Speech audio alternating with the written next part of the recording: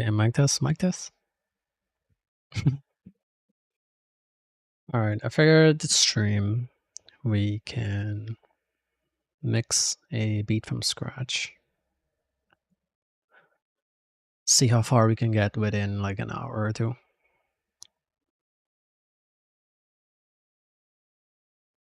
Should be interesting. Show everyone like the thought process as I go. And I should load it up. Mic sounds good. All right, nice.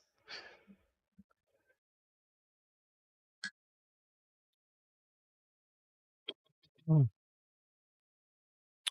right, so I basically did nothing to this project. All I did was drop the files in here, and let me double check that it's in time. 147. Yeah, looks like it's on time. So straight off the bat, I'm gonna start organizing this project.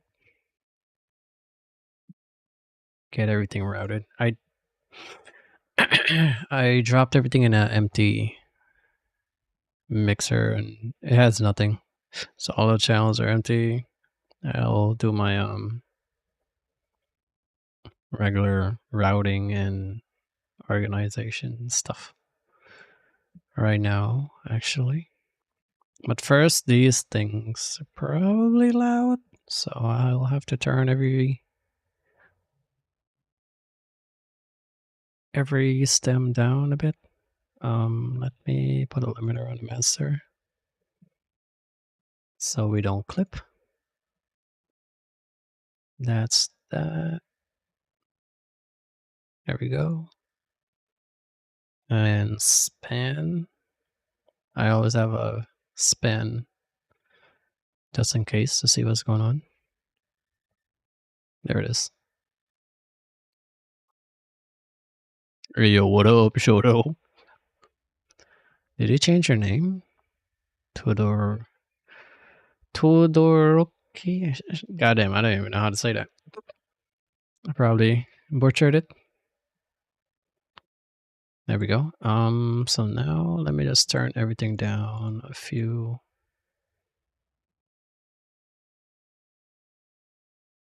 I wish there was a way to do it all at once, but it's whatever. From the channel rack. So what I can do is copy value and I'll just paste it on everyone. There we go.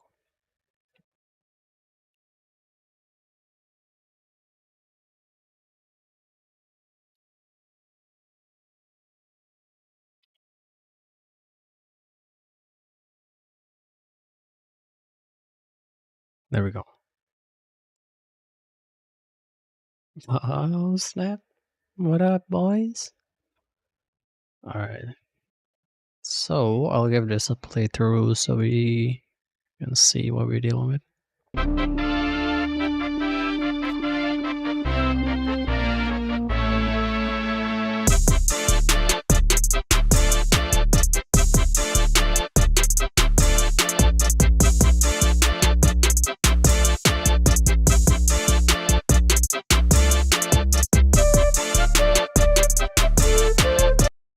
It's still clipping? Hold up. How? Wait, let me just double check. I think some tracks are duplicated, probably. Hi-hat. What's this? 808. What is this? Okay, melody. Drums.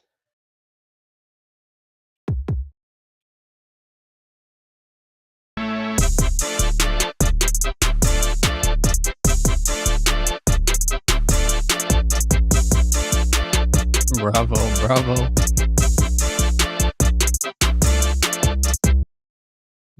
Seems like I have to turn it down even more. So let me do that real quick.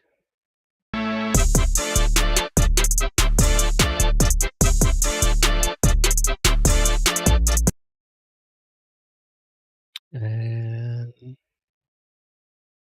copy and paste. What is it?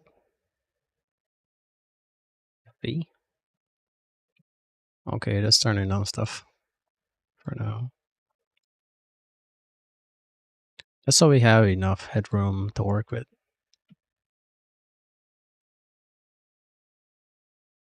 This I don't need.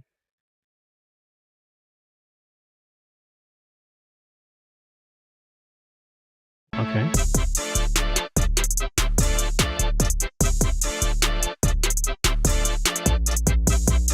I have a few random spikes here and there.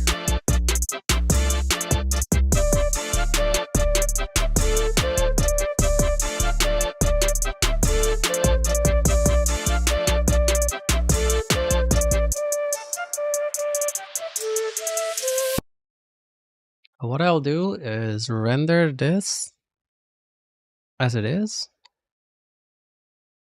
So at the end, what we can do is like compare before and after. Put that on desktop or somewhere.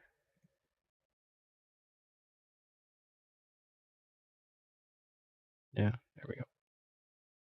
Just render that.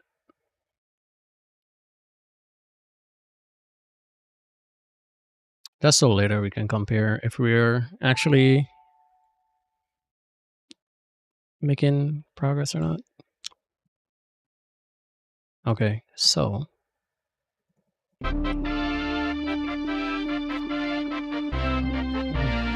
let's actually listen.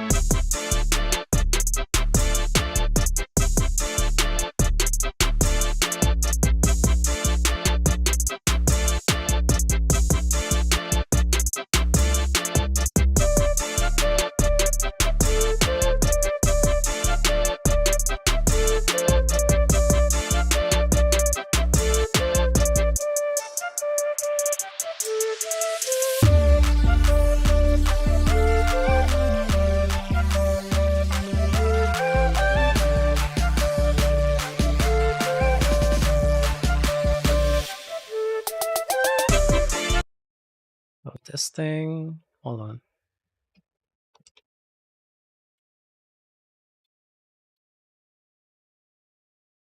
Just rename stuff.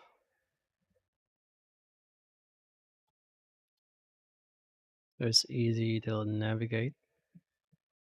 Oh, wait. Do we have two? Oh, right. This is a second kick. Put that there. Just go down. I usually color code stuff as well. Make it easier to find. Put that there. Clap. Percussion. Yeah, this is like the most boring part of it all, I think. Okay, let's see. What is this?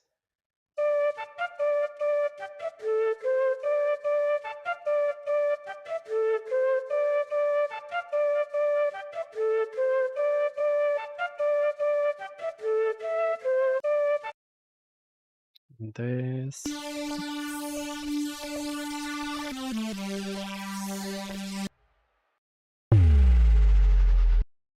Okay.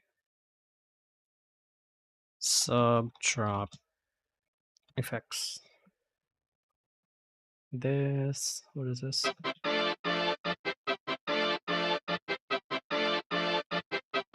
Bass melody.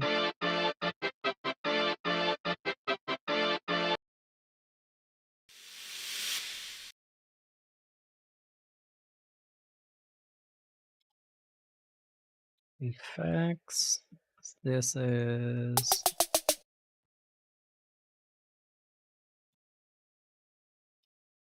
Snare roll.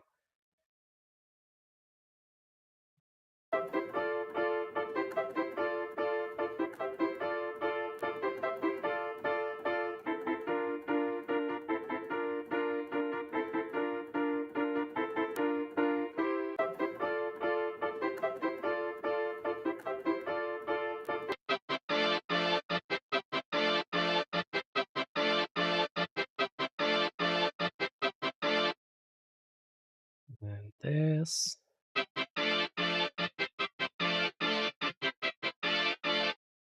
Wait, is this the same thing?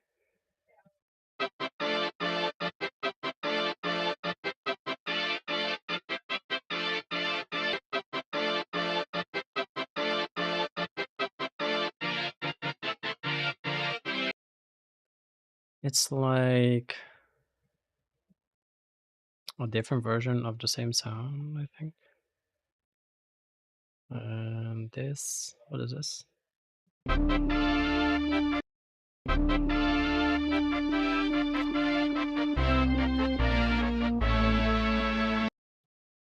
Okay.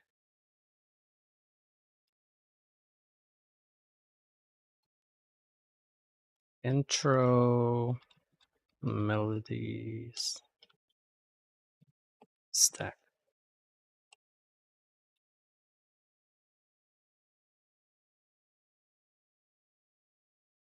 What is this?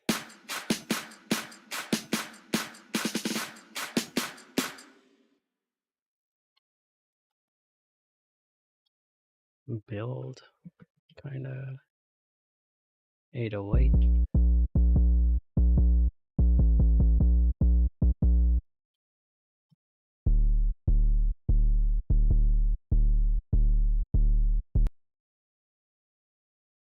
Stop drop 2.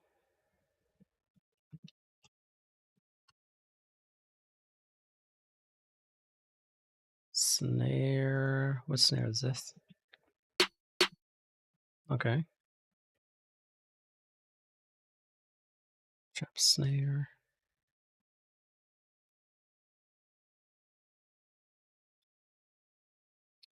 Rather do it this way so it's easier to see in the playlist. And then I can just send it to the mixer channel with the names already on it. Hi-hats.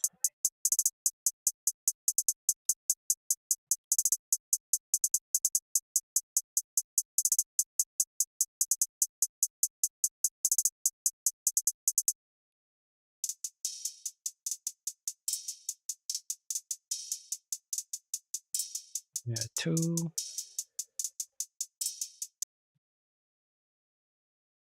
What else we got? 808 can be there.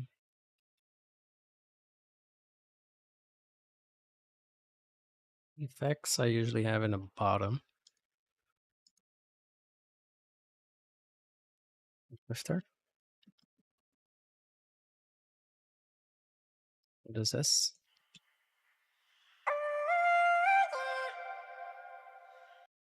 Okay, vocal chop thing.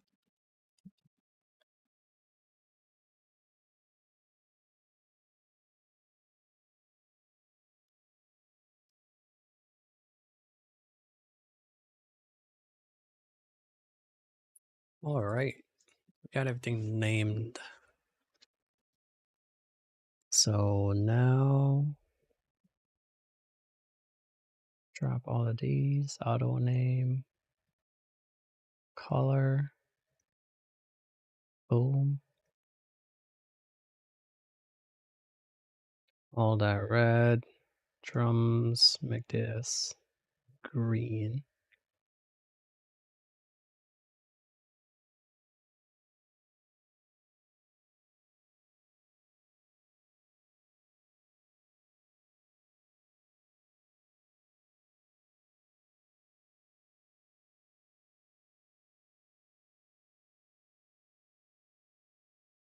Oh my god, I clicked the wrong. Hold up, let me redo that. Color, boom. Accept. Auto name clip.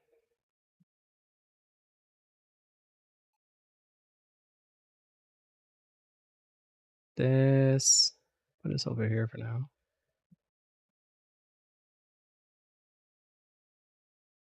Impact. That could be in the bottom.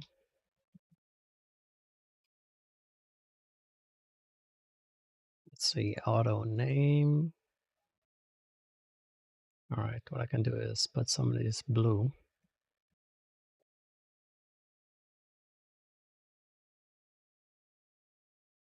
I have like my usual colors that I use for different instruments. That's what I'm trying to figure out real quick.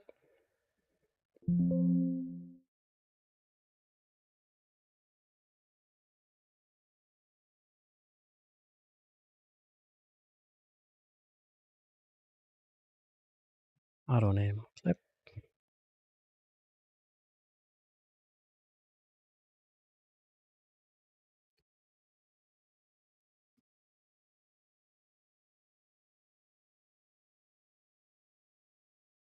These. Auto name.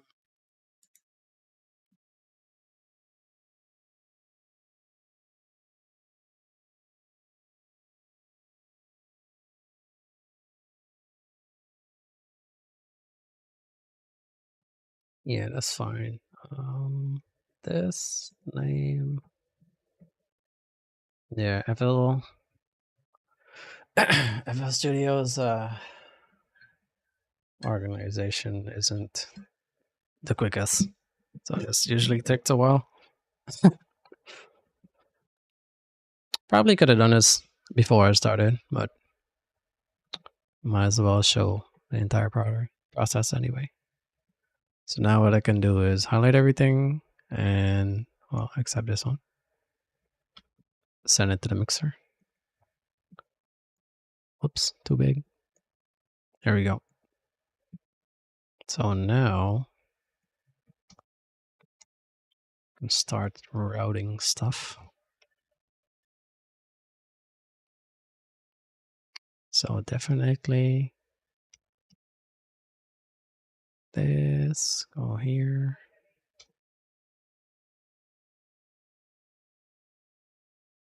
Hold on a second. All the effects can go at the end.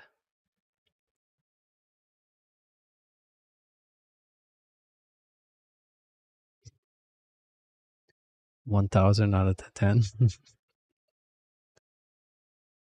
Yeah, the colors usually help me navigate quickly. Like, oh wait, what is this? Rename. Kick layer. Like I always put my bass and like main drums in red and melodies in this light blue color, and chords and stuff is either like pink or purple, that sort of stuff.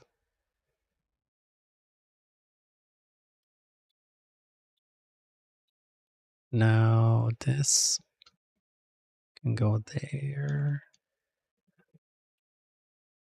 I'll show how I group and process stuff in a second. Kick one, clap.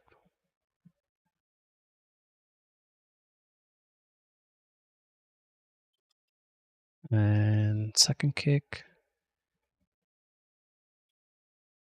This is the layer.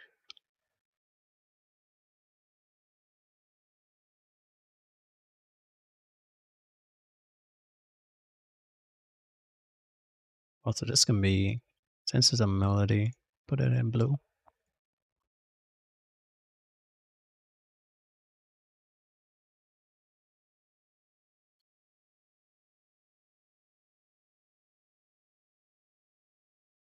Oh my god, I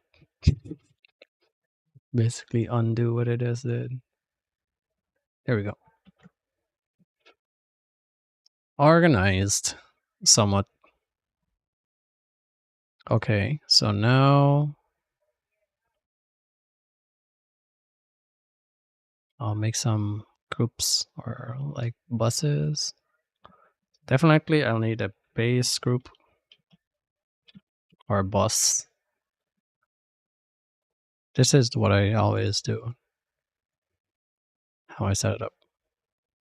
And basically how I made my usual beat making template, I guess you can say. Drum bus. All the main drums go there.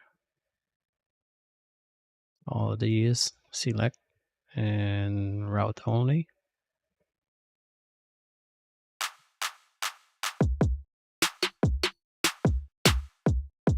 There we go.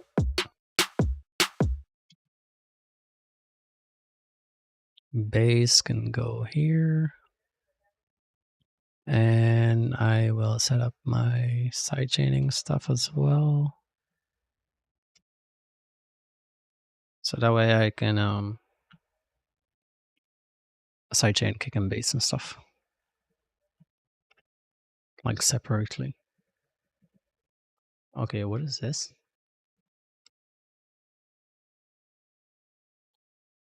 All brass.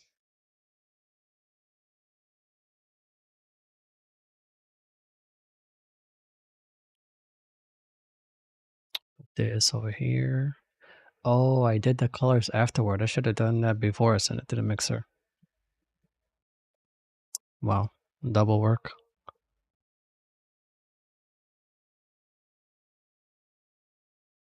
No, wait, there's two brass melody? Oh, yeah.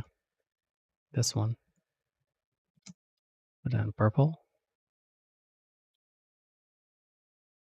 But that one's muted for now. So now I need a music bus, which would be all my instruments, like melodic stuff. Send those to their own group. Somewhere here. Yep. I need another group now again. Or bus called percussions. Or call it perk bus. By the way, this is just how I do my routing. It's not like the holy grail of anything. Just my workflow. What works for the stuff I do anyway. And it usually changes over time. Like stuff I start to do differently or new things I learned on the way. I always like update the template that I use as I go on. All right, send these here. Hi-hat, snare roll, all these are percussions. Send this here.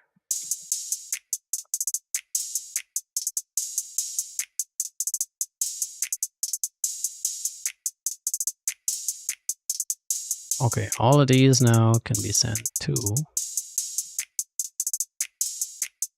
music.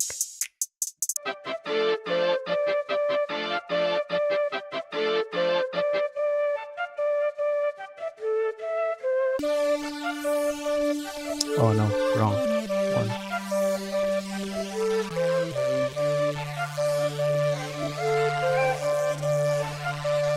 Reverse kick.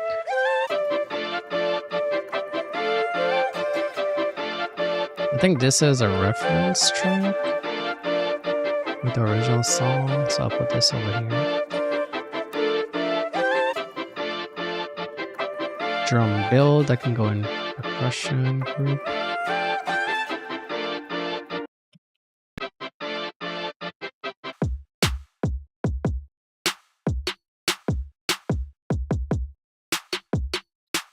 Okay, sidechaining routing. This is where stuff gets interesting.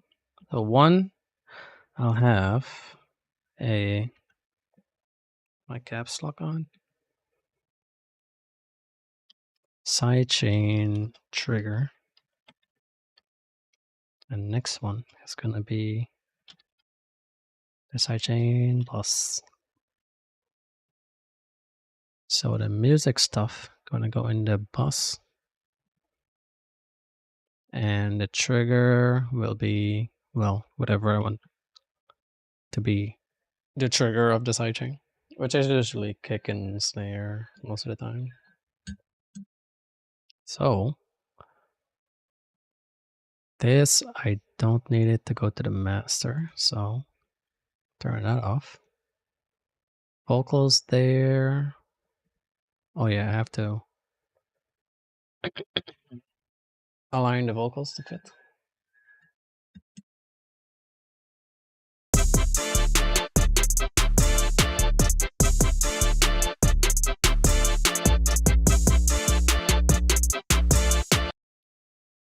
Okay, now I need another bus.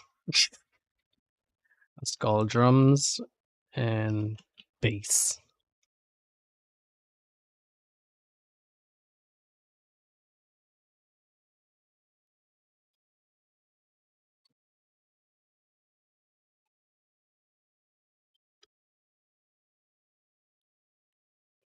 Make this red as well.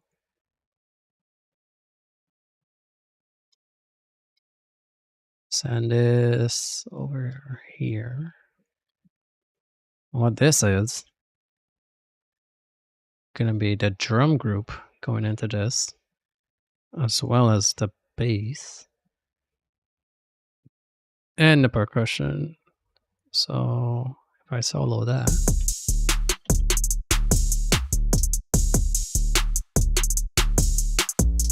nice.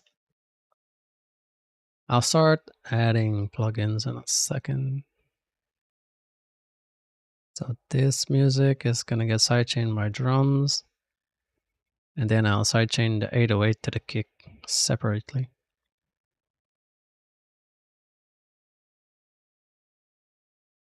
What else do I need? Make this white.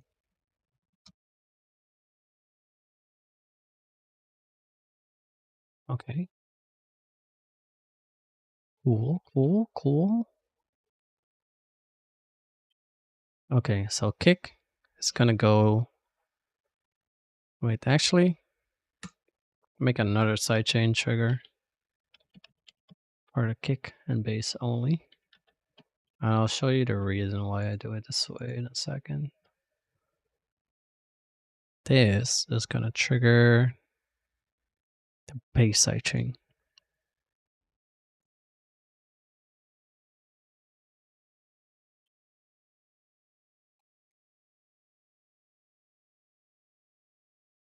Okay, which one is the main snare now?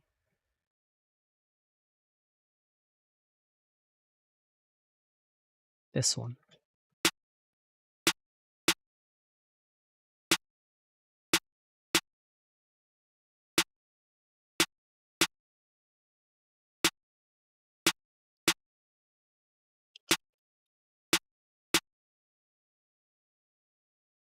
How long is this taking? Damn, this took like half an hour. And I didn't even do anything yet. Okay, so the kick and snare is gonna sidechain trigger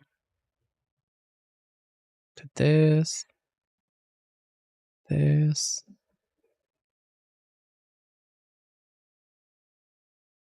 As well as this. It looks confusing. I know, but it makes sense. To me at least. Okay, let me just put some empty tracks here to separate. Trust, when it's all set up, it makes things super easy when you actually start doing like the real stuff. You need something, you know exactly where it is.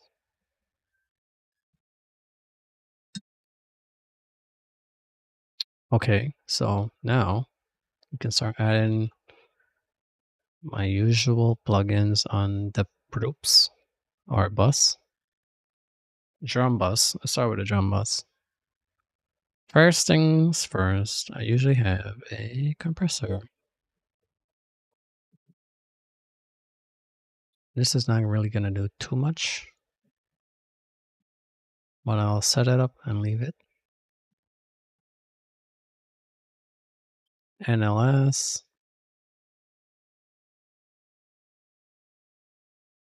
I do like this mic setting on drums.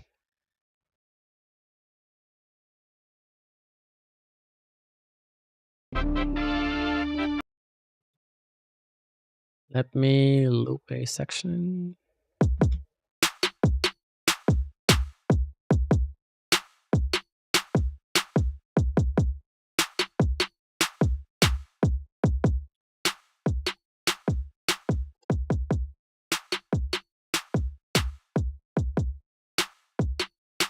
Yeah, not doing too much.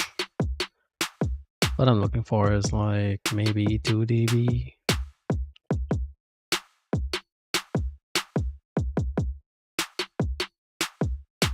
Next, I need a clipper, and I like using this free one called Free Clip. There it is.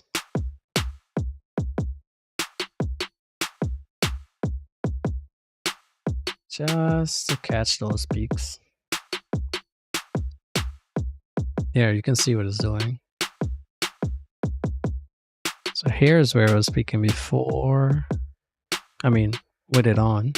If I turn it off, it goes way over. You can see the meter. Let's say that's 5 and I turn this on. Cut off some of those peaks. It goes to like 10. That will make things way easier in the final stages of this. So you don't have like random spikes at your mastering stage. Next, I think I want to have some sort of saturation going. Saturation actually helps with the those what do you call it, peaks as well. Next, bass and drum bus. No. Let's do the bass bus first. This, I like using this compressor. It's called Novatron. There it is. Like around 60-ish. Some saturation. Turn down the output. Don't really want to fool your ears with loudness. Start to think like, oh, it's louder, so it's better.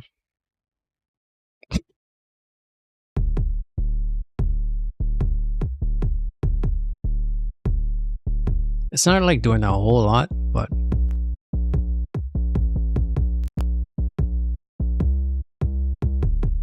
there we go. Just controls it a little bit better. Let me use, what's this thing called again?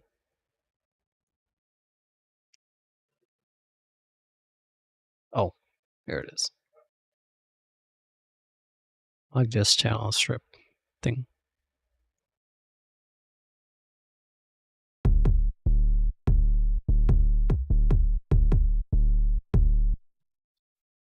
I think this is like adding some kind of analog board feel to it. I don't even know how to explain it, but there we go. And I usually have like a limiter just in case some notes get like too loud. I can grab it early on in the mix. This 808, I definitely want Saturn on there. I need an EQ as well. I'm gonna start speedrunning stuff in a second. I'm just moving slow for now. Okay, next group. Percussion group. NLS. Let me get this.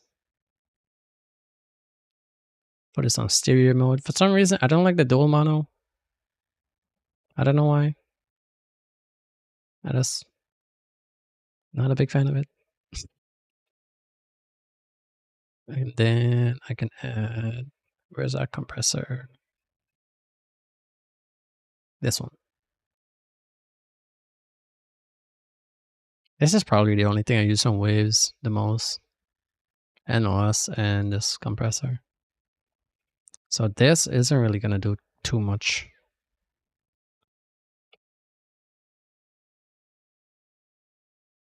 Similar setting, but just what is it? 10 milliseconds.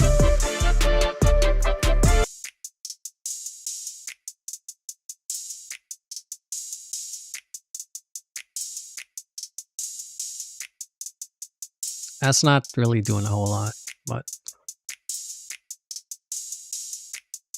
is the small stuff that adds up in the end. Where is this limiter?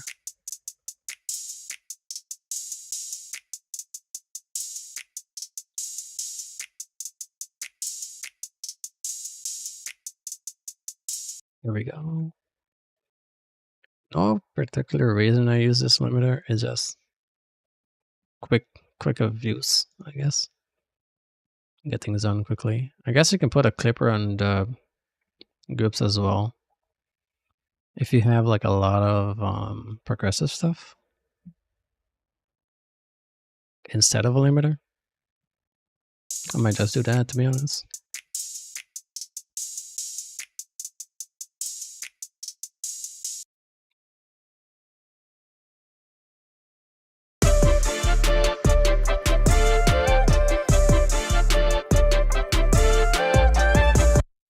Okay, I'll do a bypass with all the stuff that we did already just now. So we can see it's not going to be a whole lot of difference, but slowly but surely.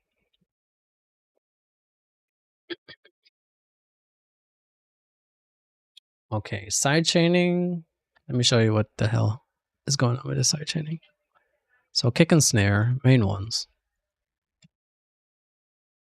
You can't hear it right now because I don't have it set to the master, but if I turn it on, this is what I do with it. So this is going to trigger the sidechain on the bass and the instruments. So because I don't want the sidechain to last like forever, to like duck a lot, what I'll do is only have it trigger by the transients. So I'm going to crank this and probably go deaf. So this is going to turn it into a spike, pretty much. So this is what's going to trigger the sidechain. Sounds horrendous, but that's not for us to hear. So I'll turn that off and do the same on the second channel.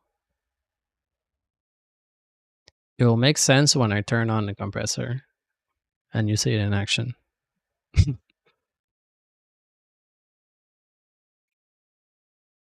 This is just how I do it, by the way. It's not like really necessary to do all this stuff, but I like how it sounds. So this and this should sidechain to the bass. Got that already. This sidechain to this group. So now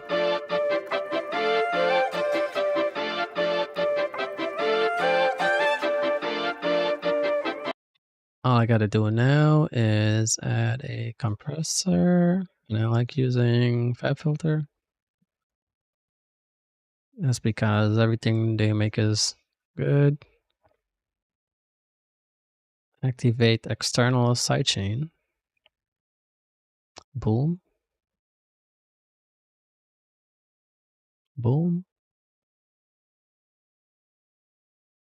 There we go. Now we can start seeing this thing work. So now, right now, it's reacting to the drums. Fast attack. Fast release. If I crank it,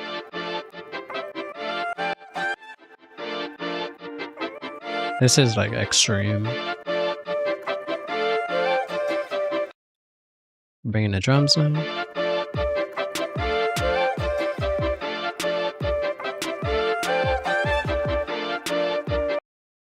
Why is it so loud?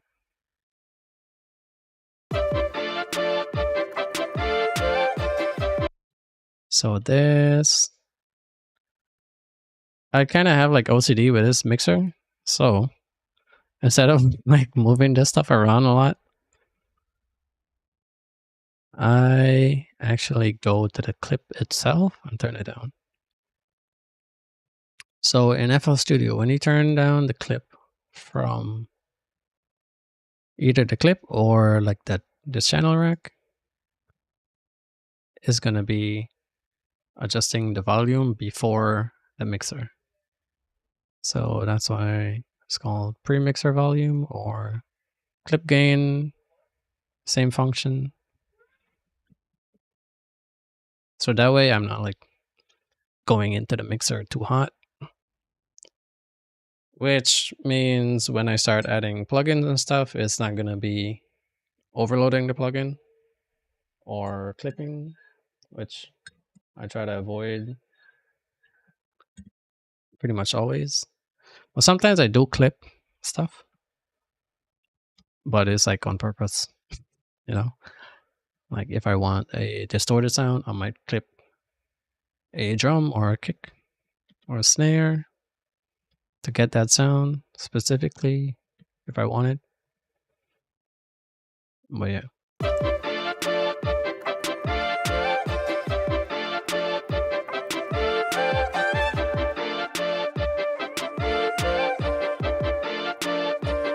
Has to be this one.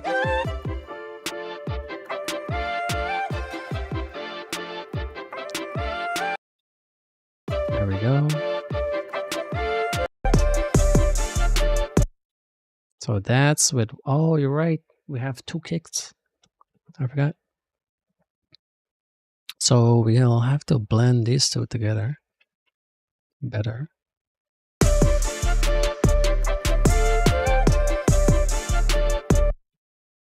I have an idea what to do there. Okay, so same way how we did this. Kick and snare is ducking the instruments every time it's being played. So if I keep this up, let me make it bigger. You can probably see better.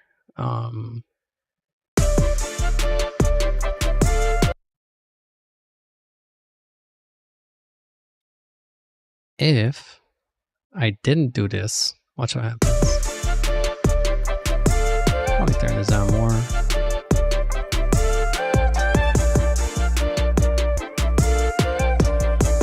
Watch what happens to the waveform.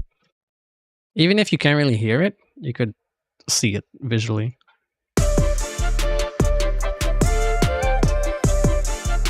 So it's not really reacting to the transients as precisely without this plugin. Well, this is just a transient shaper.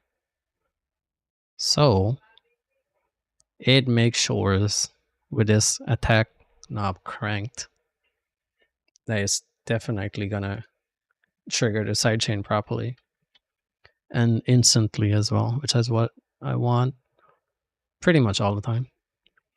The trigger right away. Make this knee more aggressive. There we go.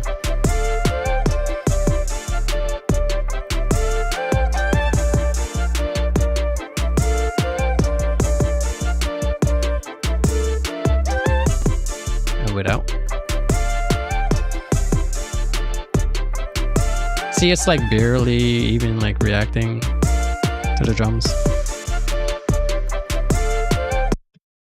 But this doesn't even matter what it sounds like, because this, nobody's gonna hear this.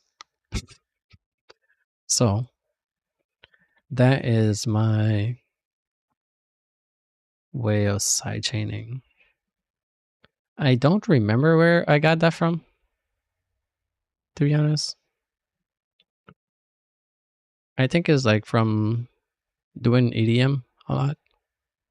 Probably that's how I ended up starting doing it, but it always works, pretty much. And if I don't use this for sidechaining, where is it? I often use Kickstart, this, which have these custom curves you can use, which is handy as well. And you can set it to trigger by audio. But this always triggers with this shape. So using a compressor, it reacts to the level of the audio better. So if you have a quiet kick, it wouldn't compress as much. If you have a loud kick, it will compress more. That's why I don't use that always. So let's do the same for the bass, which is here. Hopefully I'm explaining this in a digestible way. That's not complicated. So now this is only reacting to the kick only. I don't need this to be triggered by the snare, since it's a low instrument. So if I didn't have this thing, I could probably crank this more so you actually hear it.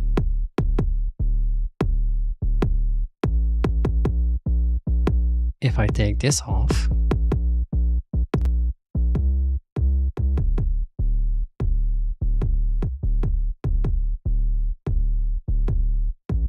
wait a minute, why was it so loud just now? Process, sidechain, there we go. Oh, this, I gotta take that off the master. There we go. Oh yeah, look what happens to the waveform when I take this off. It's doing its thing. It's working. I turn it on now. It's way more like precise. And since the tail is shorter now, the sidechain trigger doesn't duck for too long, even though like the release is like pretty much instant. Sometimes when you sidechain with like long drums, the whatever you're sidechaining might like duck down for too long, and it kind of sounds weird.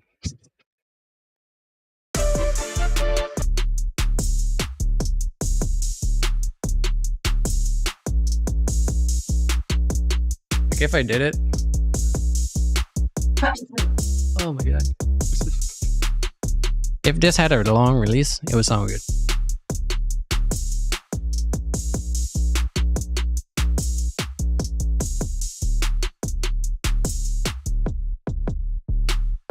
Like, it's just taking away too much.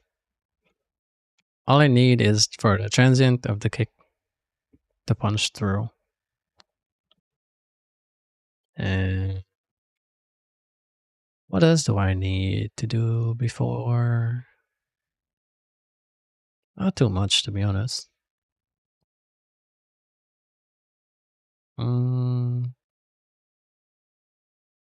Okay, so the chorus.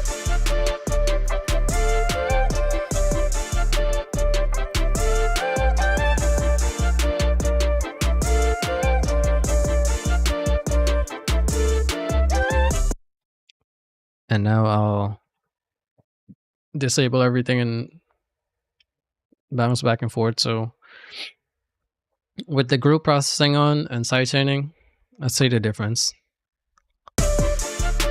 Without.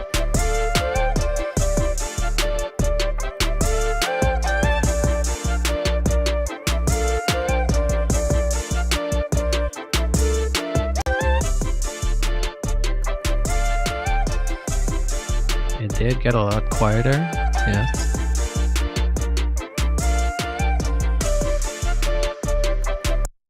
But it sounds so much beefier. What the hell? I turned his bass down. It did get quieter, but the drums are like way more controlled from just doing like two things. So now, oh, and that's just because I have the output turned down on these plugins.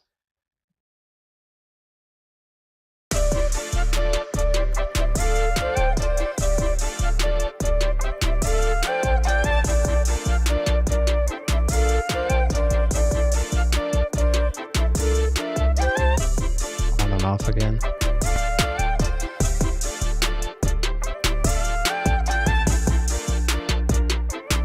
The drums kind of jumping out at you. Turn it back on.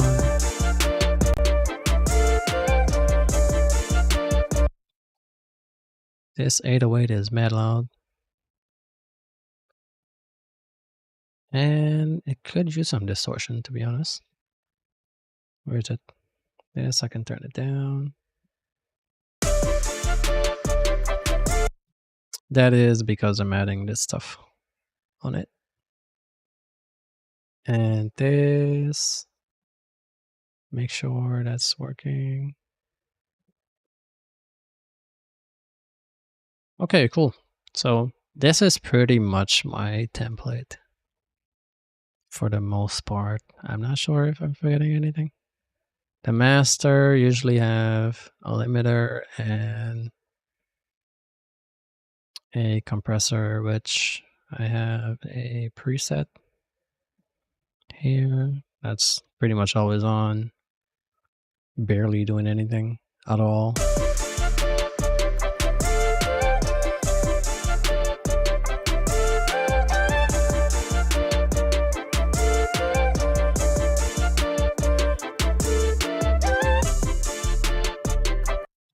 So yeah, that's just there to catch those peaks. Okay, let's see. I am going to load up this original draft.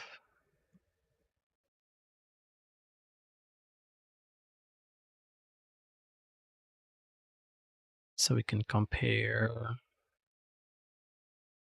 It's just to make sure that we're like taking the track into the right direction.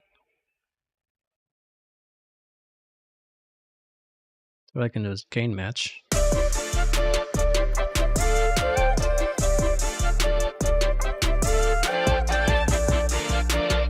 It says the original mix.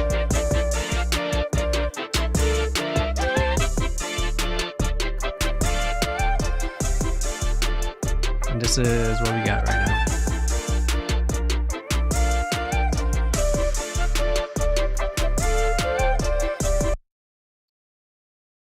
And we didn't even do anything.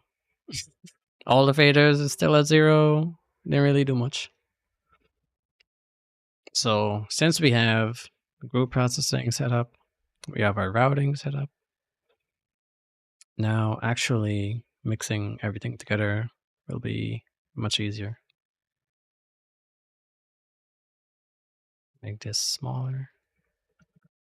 Okay, here from the start. I did mute the vocals for now. I'll do that afterwards.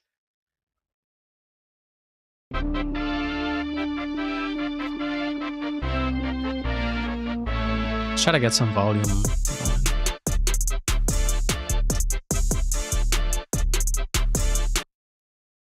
Okay, so hi-hats. Do we need 2 ayats here.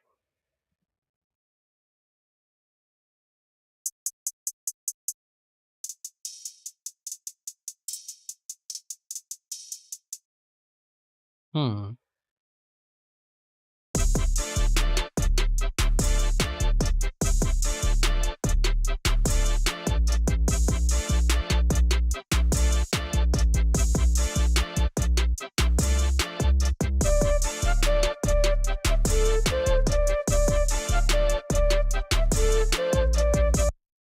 Now with the other one. This one is a lot brighter.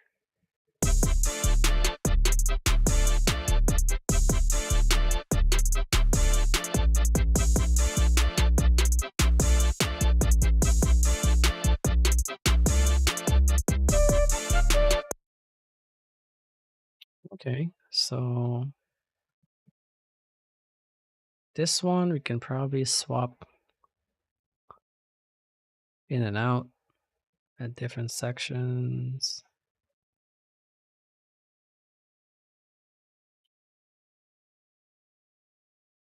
Maybe this can come in here instead.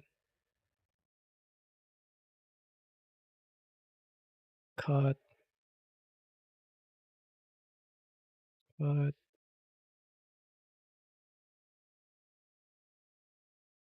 And I can mute this.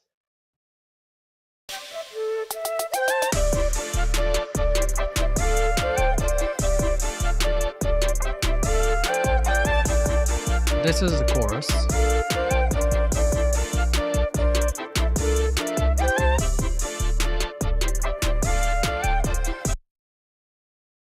Okay, cool. Let's get these drums knocking. Kick. Okay, solo. These ones.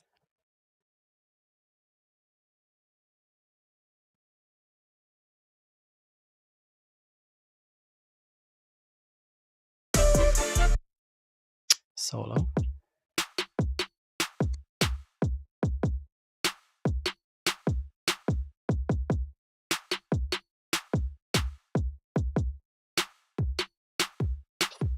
I have to sneeze again. Hold on.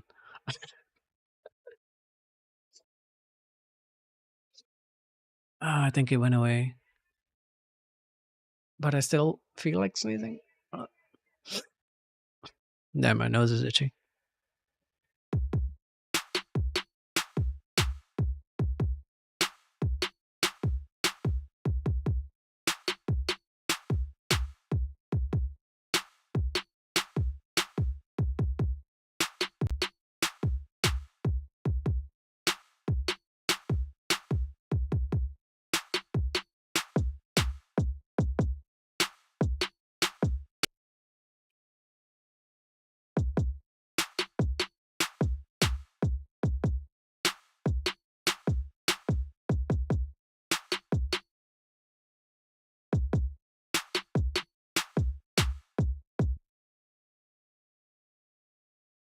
This, I feel like it's a bit too long.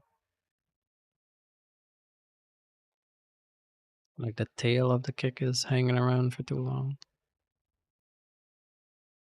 So I can just turn this down.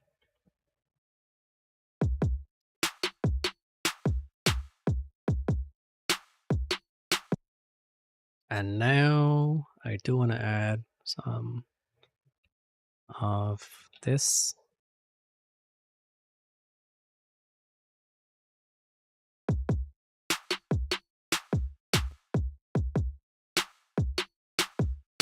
Gain match.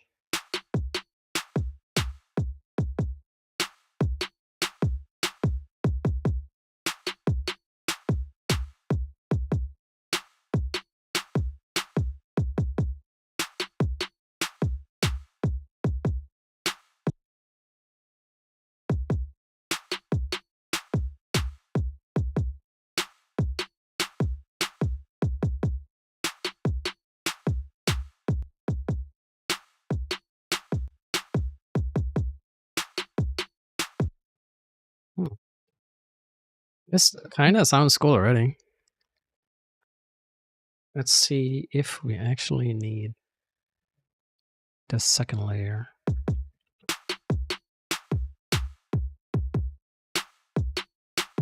Yeah, we kind of do.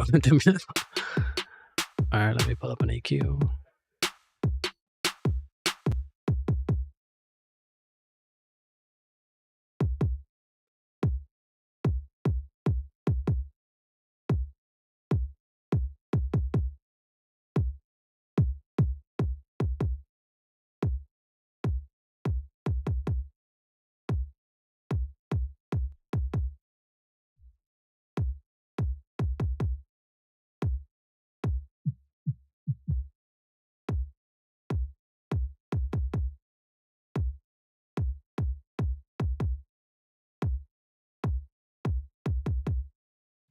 So this is pretty much going to be the low end, and then the kick layer is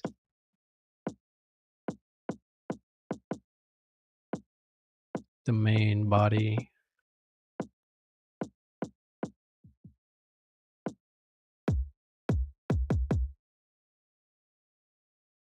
What if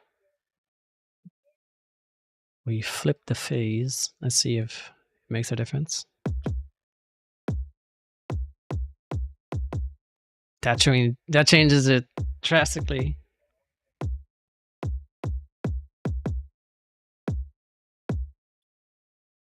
And that is phase cancellation in a nutshell.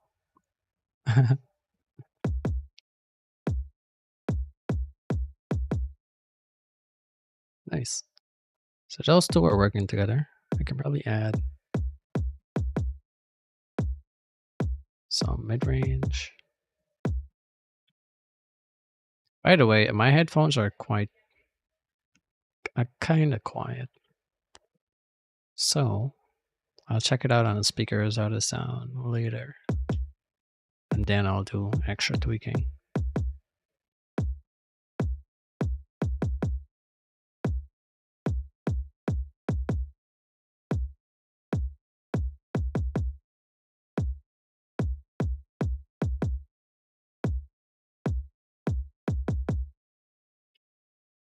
So before, if I take this stuff off,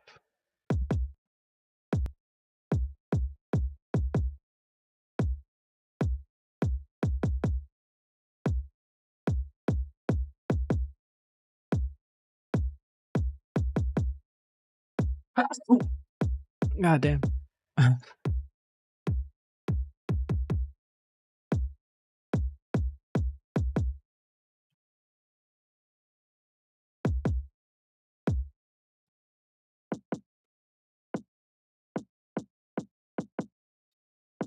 I feel like this could use some of this saturation, maybe.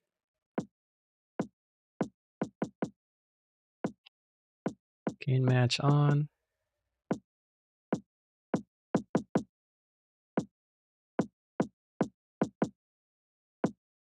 This gain match didn't do anything. Still out.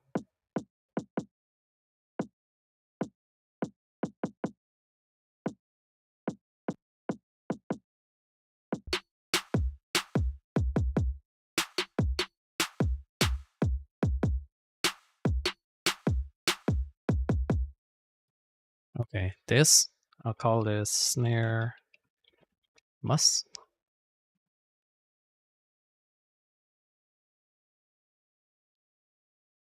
Give it a different color so we know what it is. Now,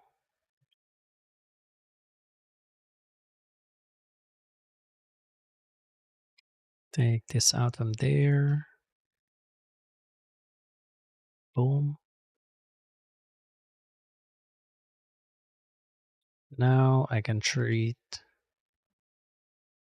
all of the snares together.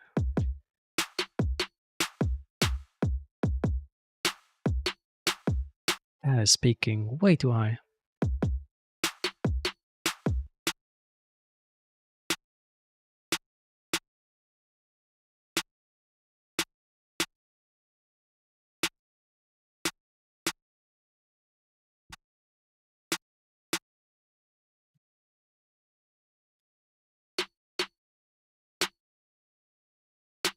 Snare 1. Turn this down a little bit.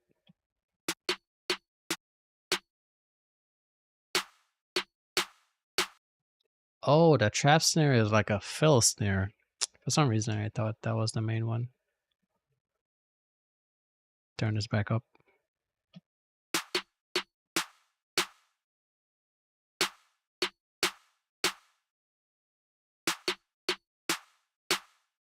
EQ.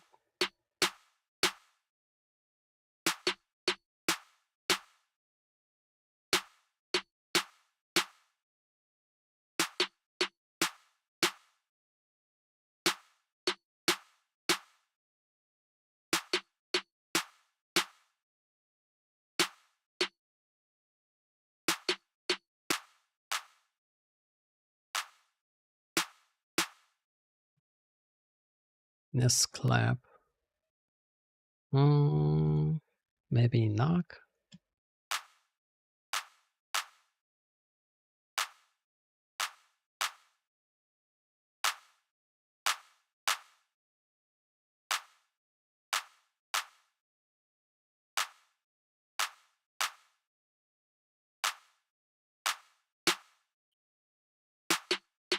Now I can compress all of them together.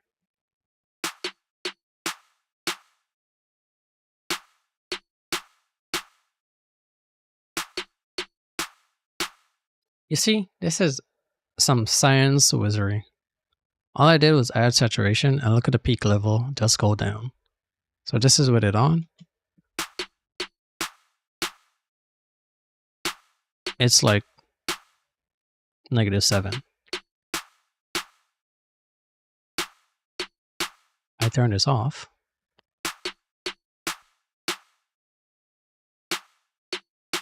It's peaking at level -3. Bruh. And with this thing on, it's at -1 output gain. It doesn't even make sense. And it sounds just as loud.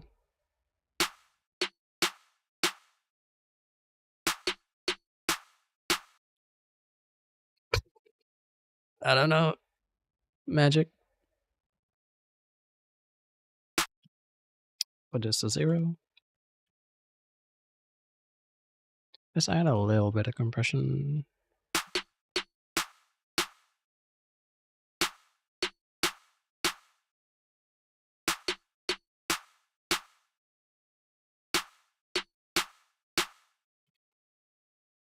There we go. Together. It is quite loud. Turn it down.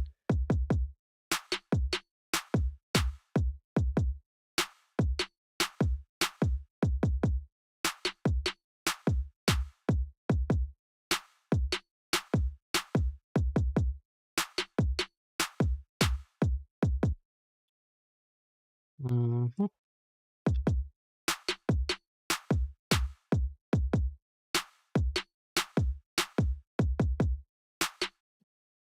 Okay. Now bring in the bass.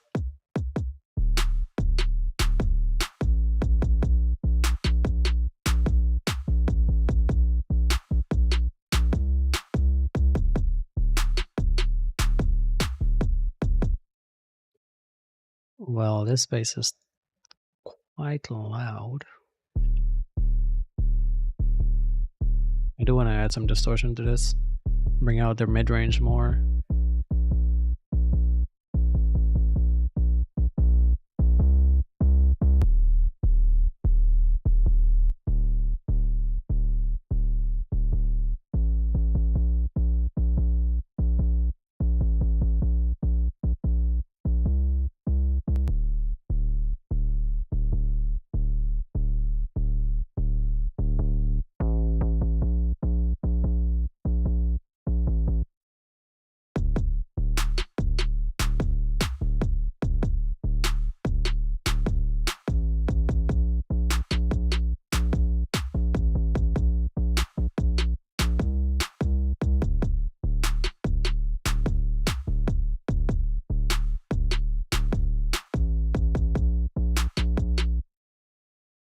It's still kind of loud, so I'll reduce the output.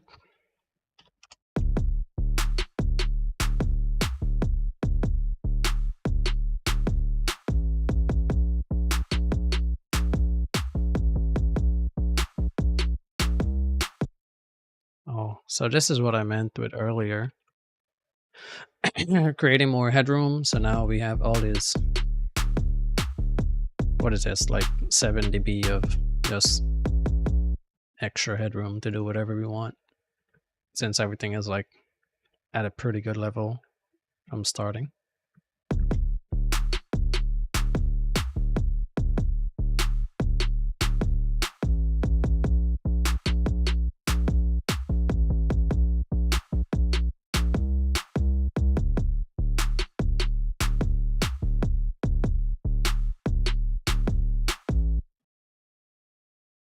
There we go.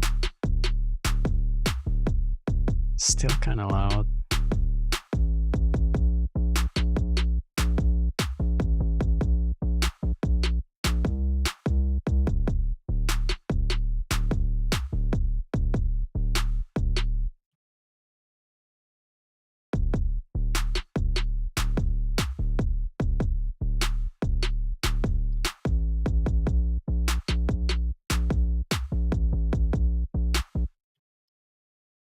Okay, and if we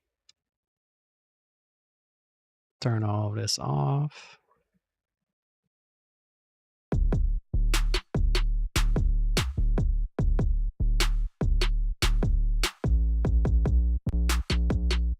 back on.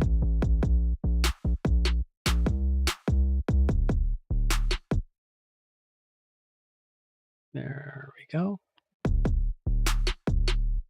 Yeah, this distortion helps with their mid-range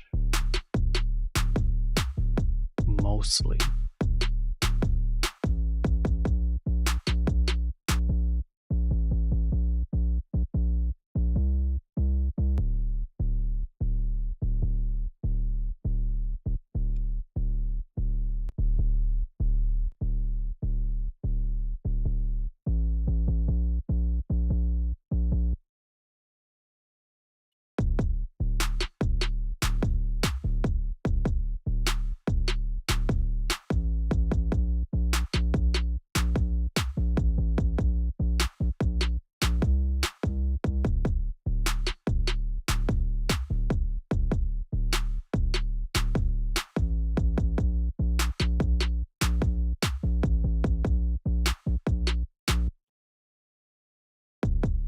This clap is kind of loud.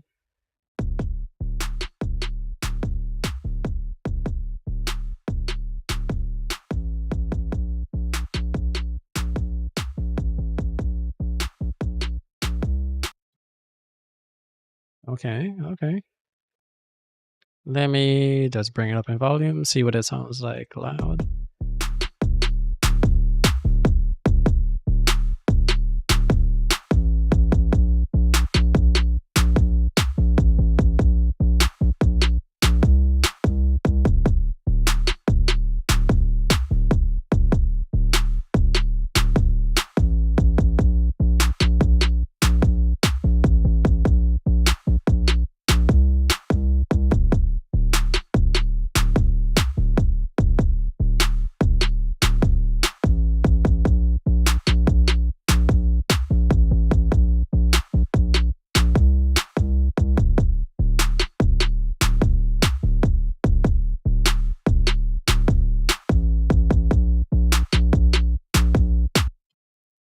There we go. That should do for now. Turn it back down before I go deaf.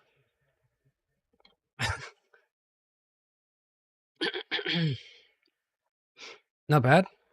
All right, move on to another section.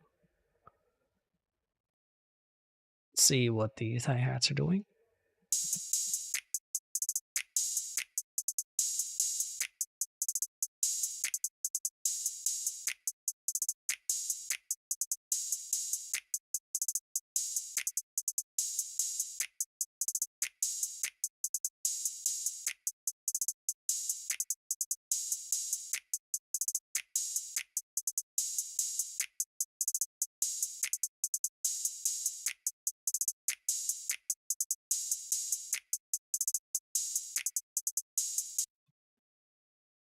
So I basically use tube I can't even talk. Tube saturation to make it a little bit brighter instead of reaching for a EQ.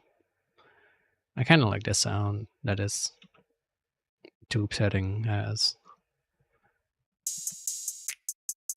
Just a little bit brighter.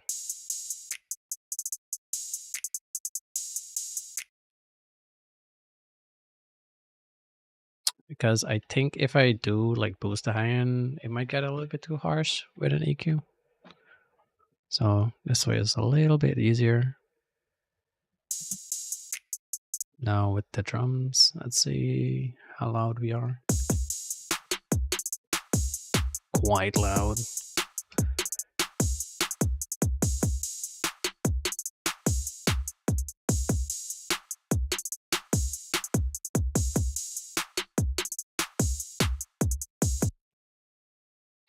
The open hat.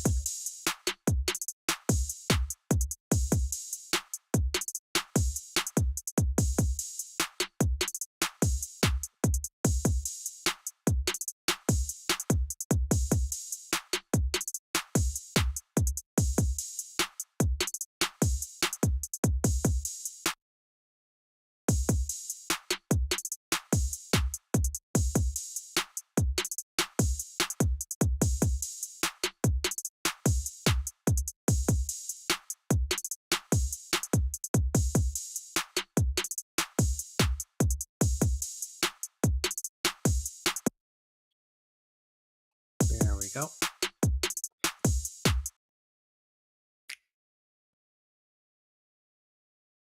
This, dude, I put so much saturation in everything these days.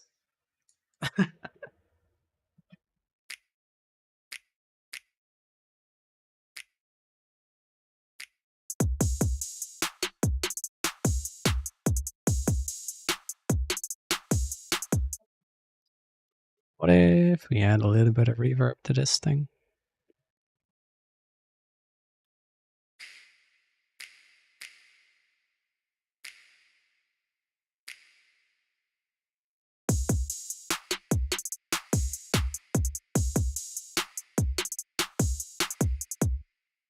Yeah, that's a little bit of space. Now, what's next? I usually don't really dwell too long on percussion stuff. Kinda straightforward, I feel like. Flute melody, okay. This. Whoops. Hold on a second. We have these.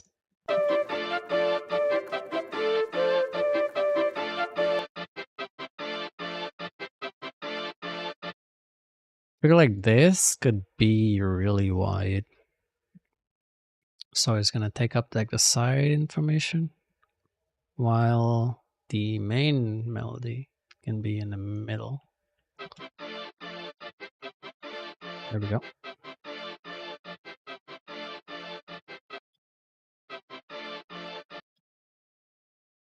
Turn it down a tiny bit. Something else was like really loud. Oh, I didn't.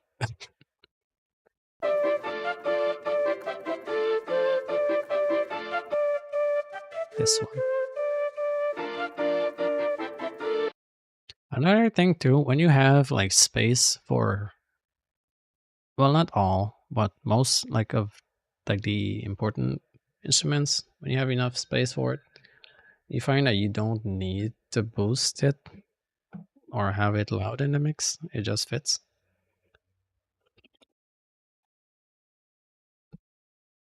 So if it has enough space, it wouldn't be like fighting with other stuff. So you don't really need stuff loud in the mix because it just fits.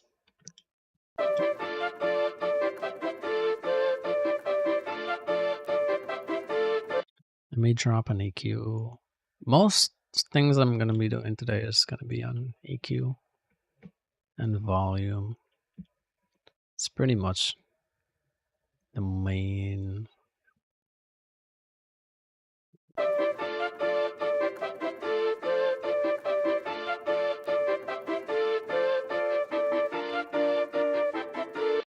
What if I can make this like sound kind of retro with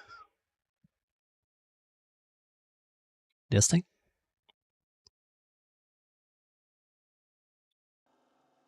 Oh, I thought it crashed. Okay, let's see.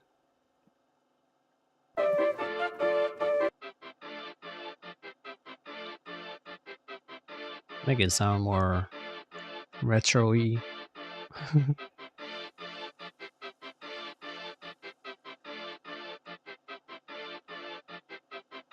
Without. Very slight.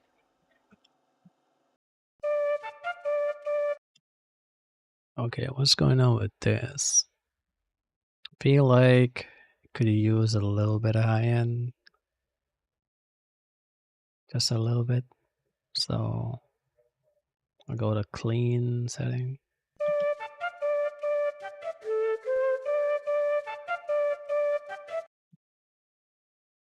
Or even, damn, I would use this, but it's kind of heavy on CPU. Some kind of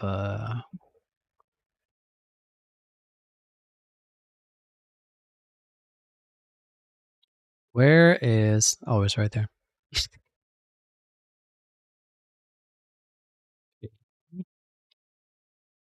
Noise. Oh wait, this plugin has noise built in, so I'll put a gate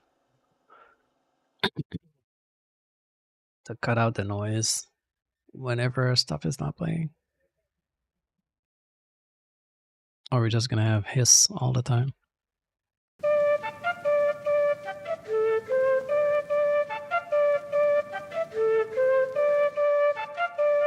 This I don't need noise.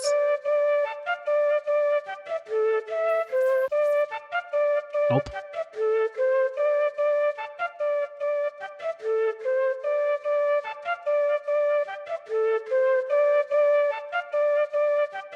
Turn the gain down, so loud.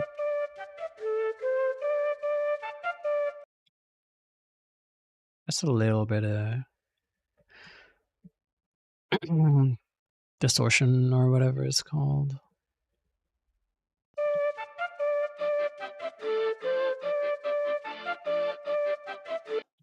I feel like this band, not this band, this frequency range is jumping out a little bit too much. I'll put a dynamic band on this. Just to control this area.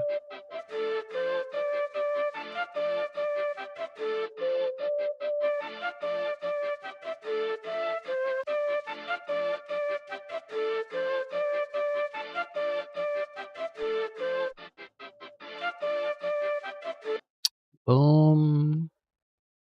It's just a habit to like cut out low end and stuff. You don't really need to.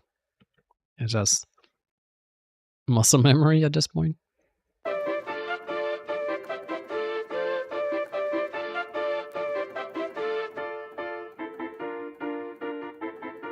Okay, so this is doing a similar thing.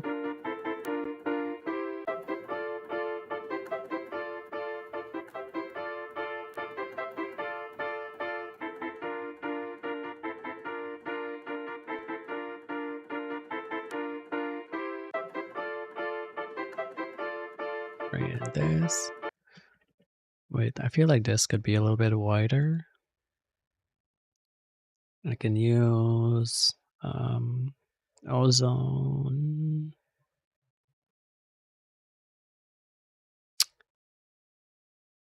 Oh, am I blind? I don't know the alphabet.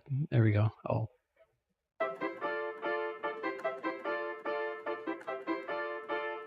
Let's make it a little bit wider.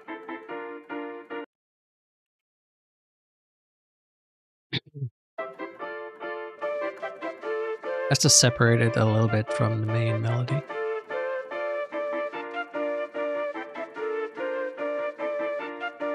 Then this one. So now if we bypass what we did before, on,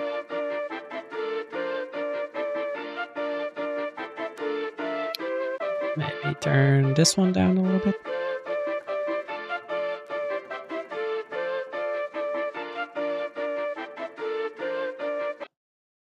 Nice. Bring in the drums. Let's see where we at level wise.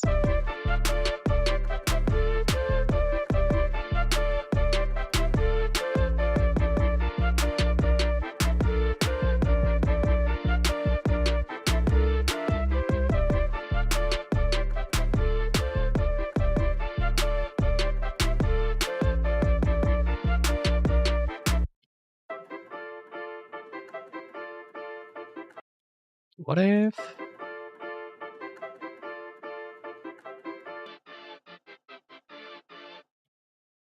wait, let me try a different effect. Instead of this, something that had a little bit more movement to it.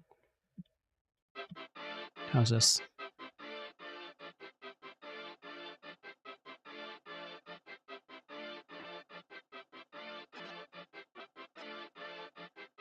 No. It's a little bit too too unstable. Let's see. Okay.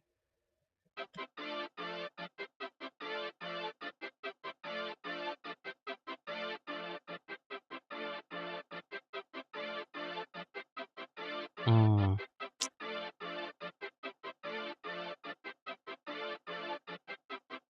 not really the effect I want.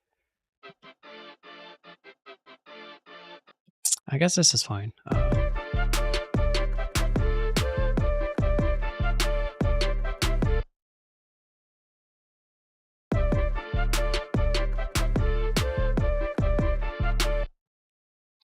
Now, let me.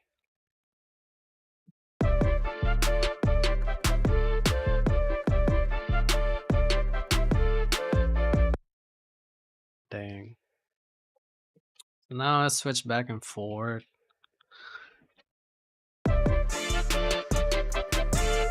Before.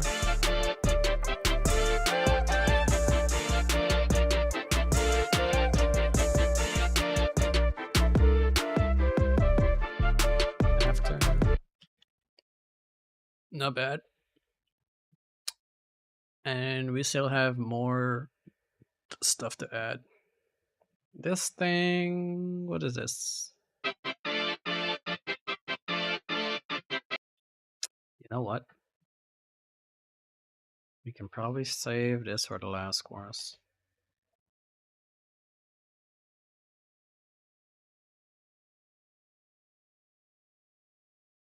So, bring this here. This is quite loud.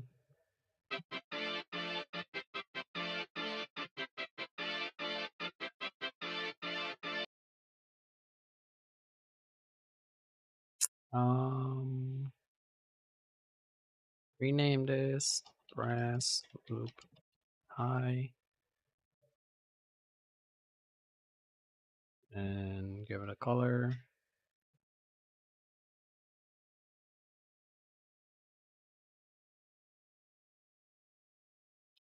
Just to be organized.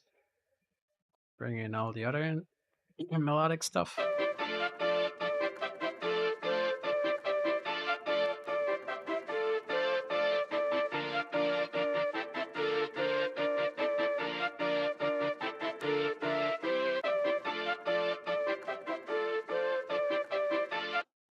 Yeah, it does help fill out the high end a little bit. We'll see. I might bring it back here after we listen through. Okay, next melody we have this.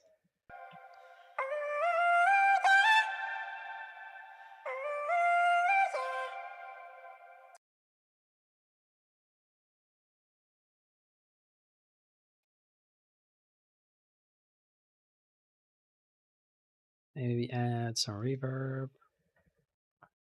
Put it in the background. This is like Air Candy pretty much. So where's EQ?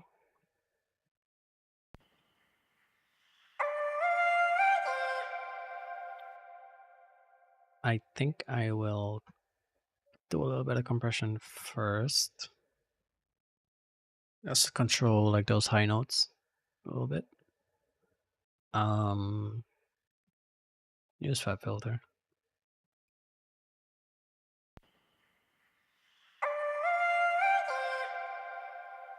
Yeah.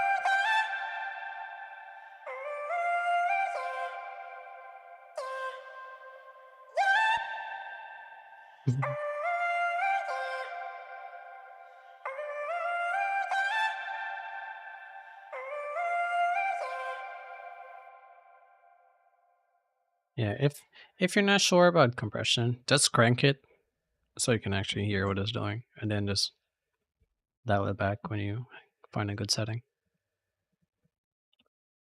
Because compression can be kind of tricky to hear.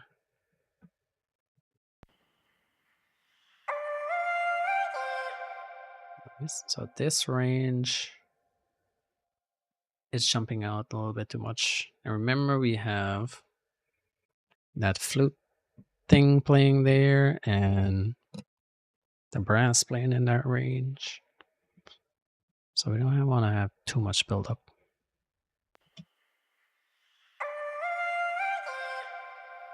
What I can do, cut this, make this one a dynamic band.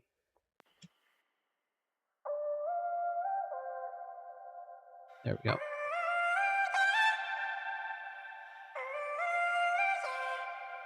Because mostly in the higher part of the spectrum is what we're gonna actually hear anyway.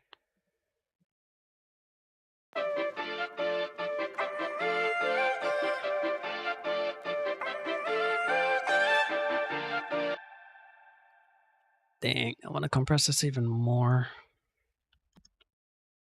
so I can increase the ratio.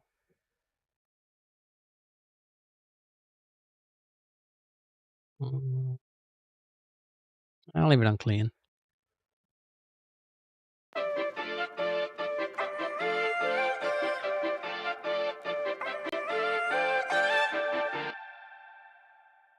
Hold on, what if we add one of these volume sharper thing?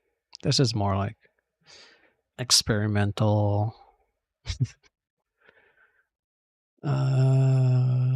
LFO. L.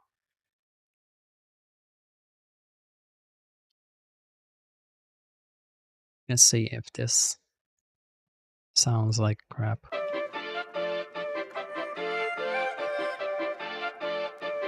Kinda works.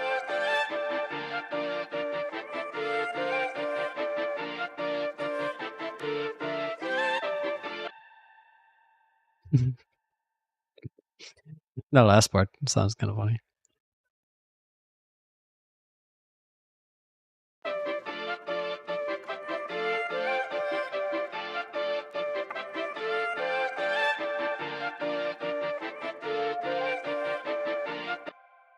And we can probably have it down in the mix a little bit and then add this panner thing to it. Pancake.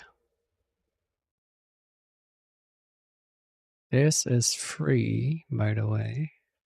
Let's see if this sounds good or not.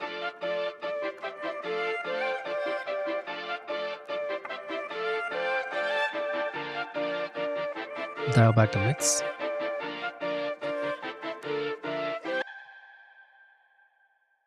Now it's a little bit too loud, so I can just turn down the output here. -3, let's see. Okay, panning around a bit too much. Dial it back a little bit.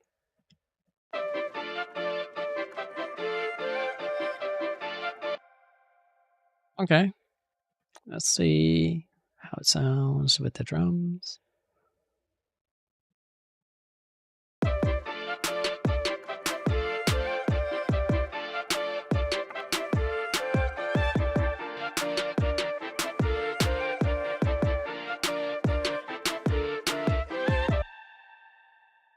this brass loop, the high one.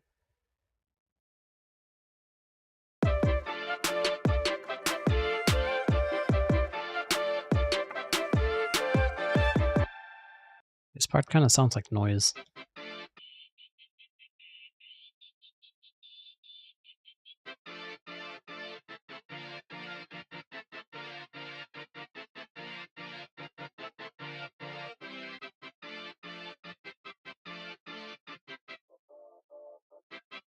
Here we go.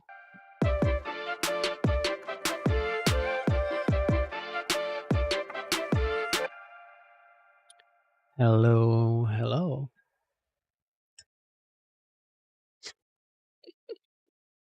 No vegan? Asked you if you're vegan? When did I? Did I? I don't think I did. Let's see.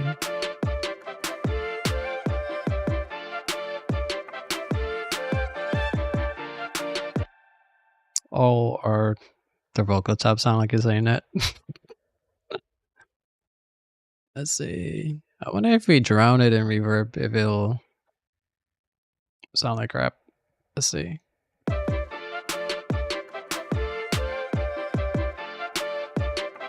Kinda cool. A little bit distracting though.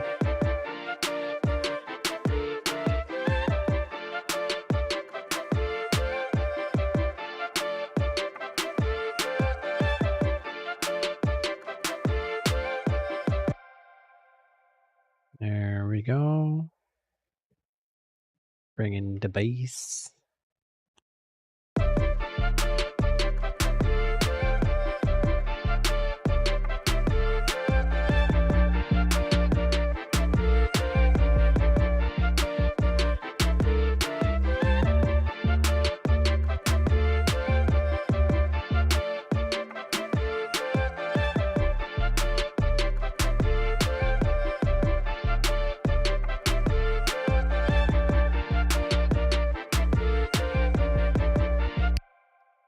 Okay, okay. Some progress. So far, we've mostly been doing stuff to the chorus. Let's see what the verse sound like.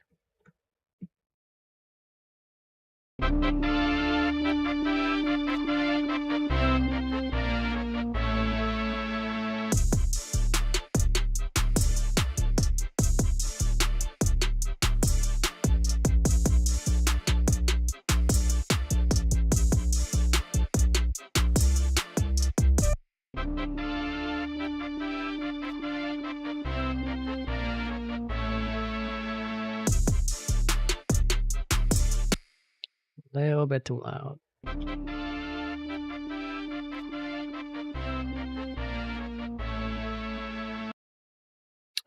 Oh, dude, I have an idea.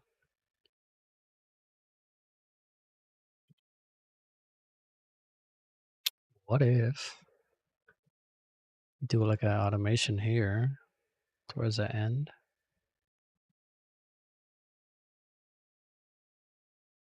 Hold on. Let me just do it and then explain after.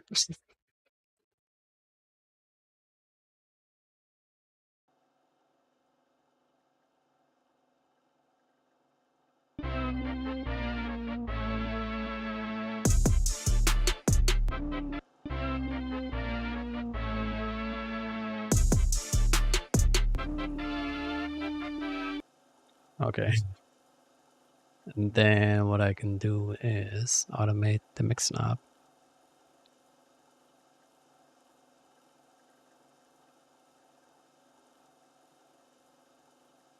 So it sounds like it's getting old as it's playing. There we go. Go down. Maybe, yeah, let's see.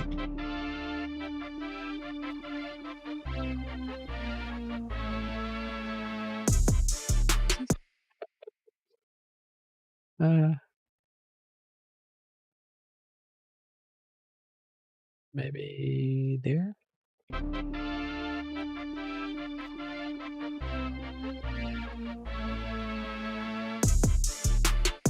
Wait, I gotta get the timing right.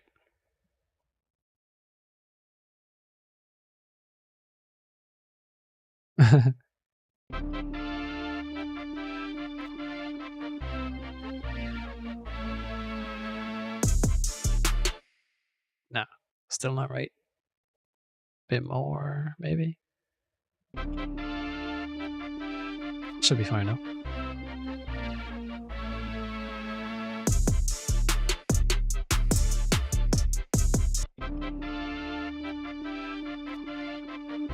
I don't like this note. It's there too much.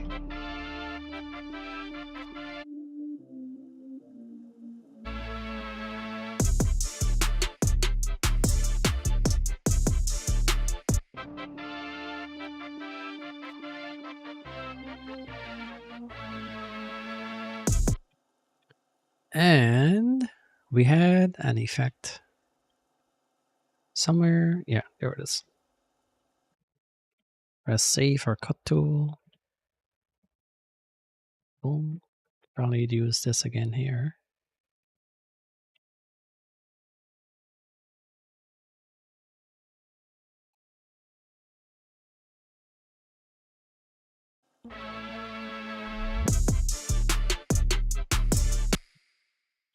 Nice, I did a thing.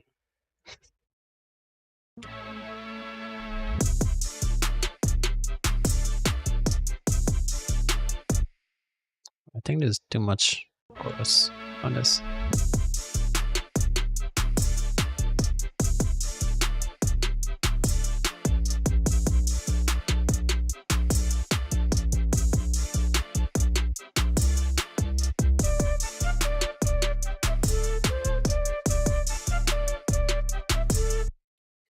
What if we add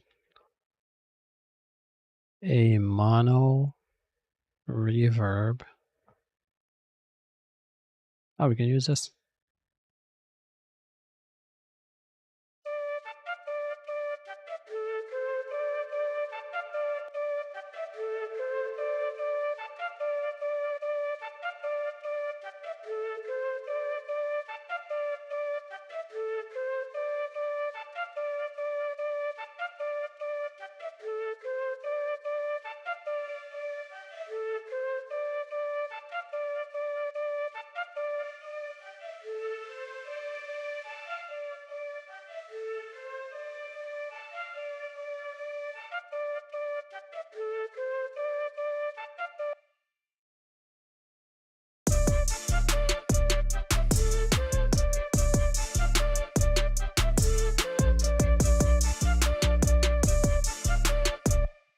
Nice.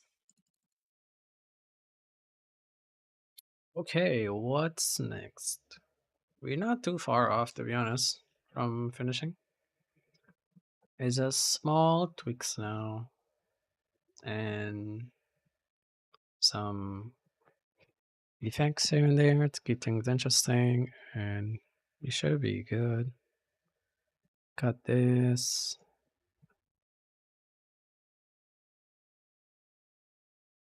Okay, let's see everything, how it sounds together. I'm gonna turn it up. It's gonna get loud for a second.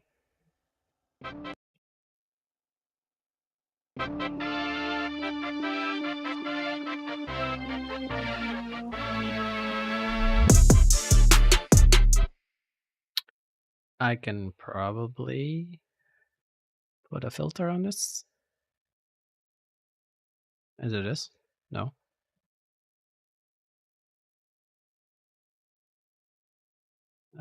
Here it is.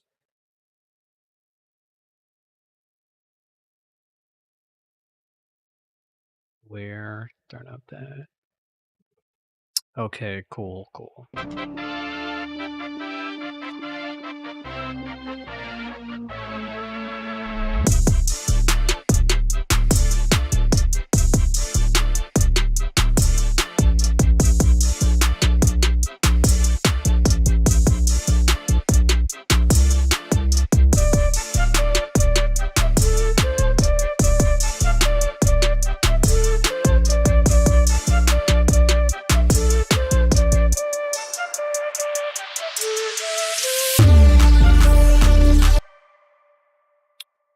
Hold up. I almost went deaf.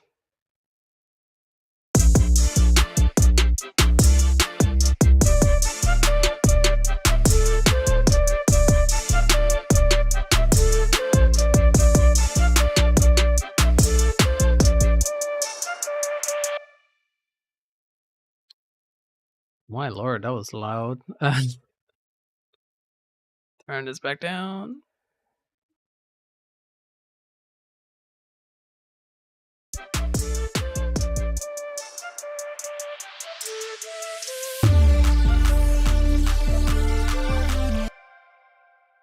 All right, I forgot everything else needs to be turned down.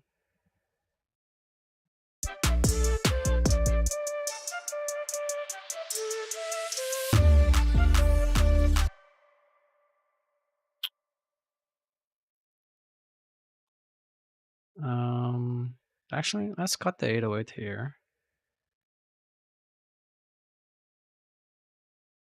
Since we have this effect going.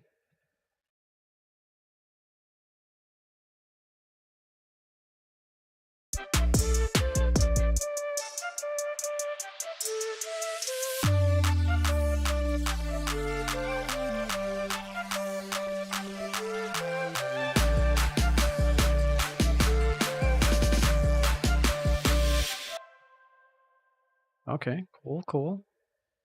Turn this down a tiny bit.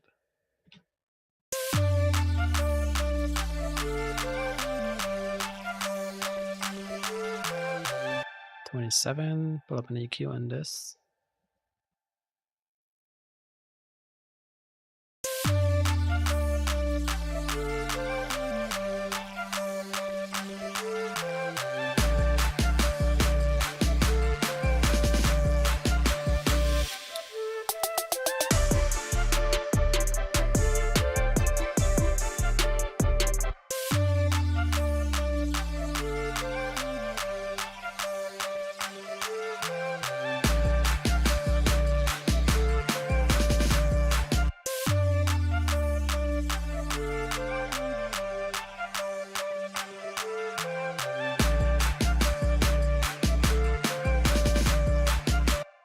This sound is a little bit too sharp in the high end, so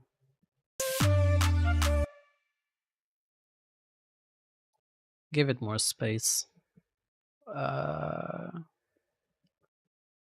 Chamber maybe.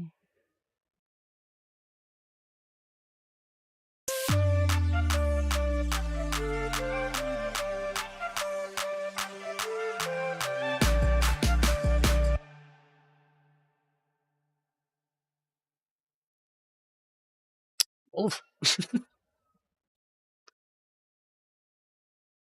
Make this a shelf.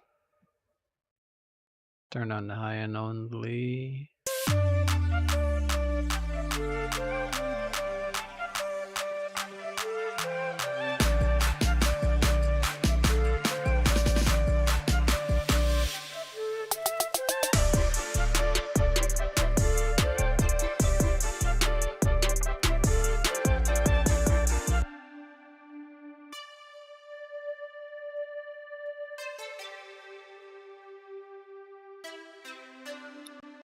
This thing is resonating a little bit too much in its mid-range. Right here. So what we can do is dynamic band.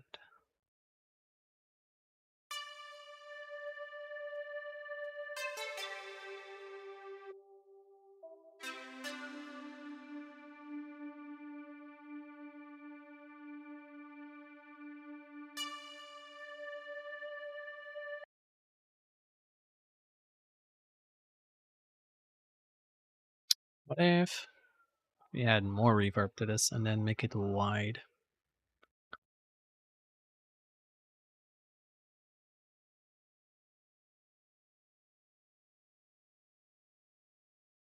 But then drop this thing on it.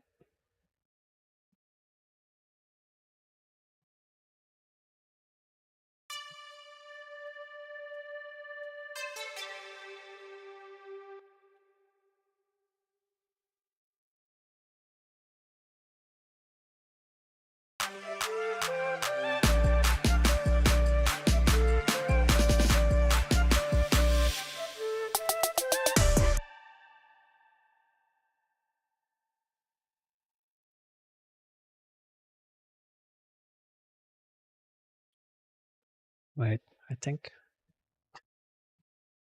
this could be a little bit more impactful.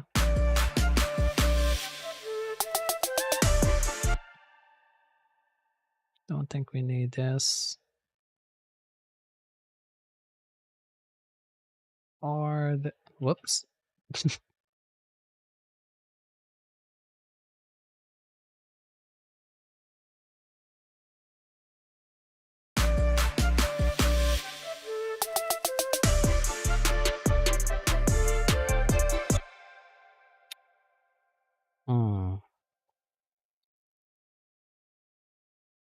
This snare fill feels a bit out of place.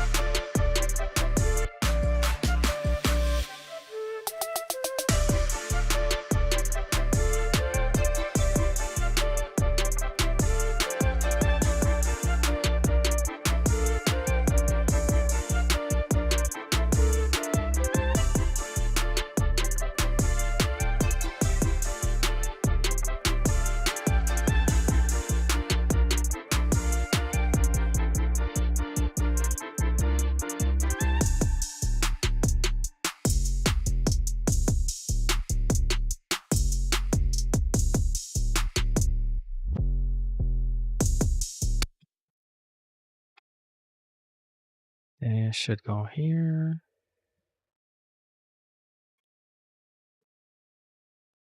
All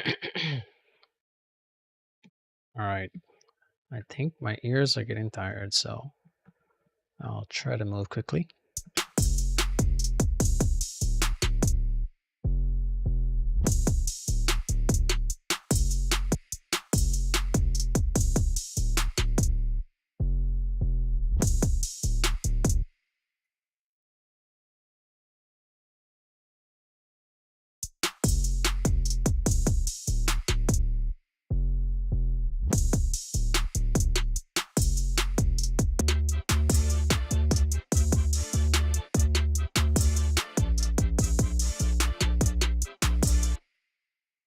This part needs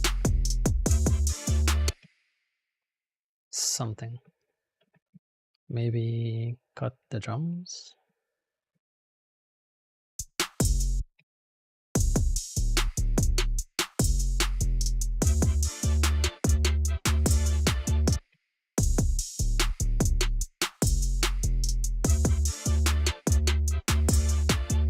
Could add something there.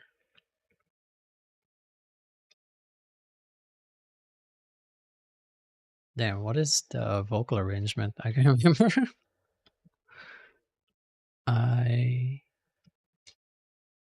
Actually, I'm gonna save that for last, or do it off stream because of copyright claims.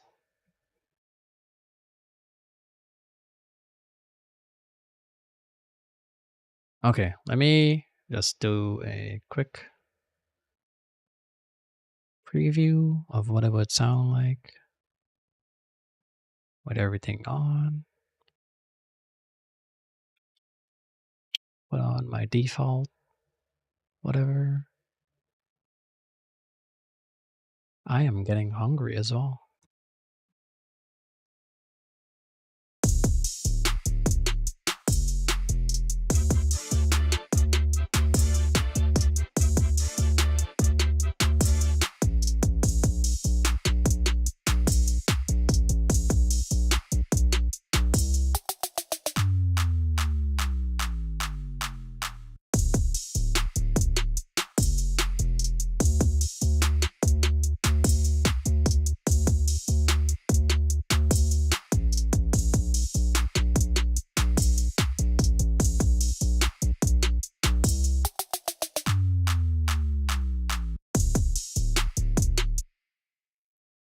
Okay. What was I gonna do? Oh, I already lost my train of thought. Oh, I could add this to the base. Hold up, hold up.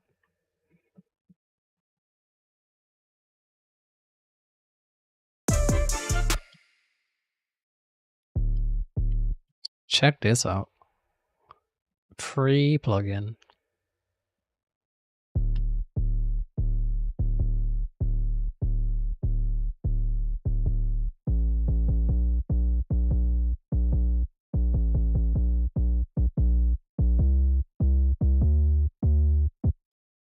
Makes it wide.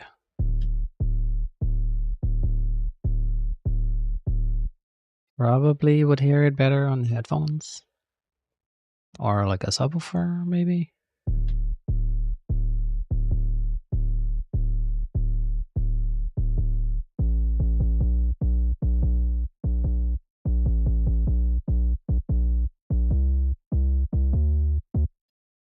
Nice. Hold on, my throat is so dry. Hold up.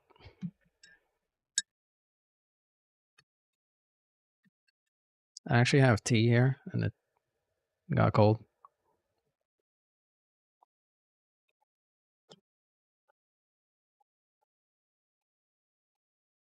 Got lost in the sauce. Forgot about the tea. Alright, run it from the start. Let me add this. Just to hype myself up.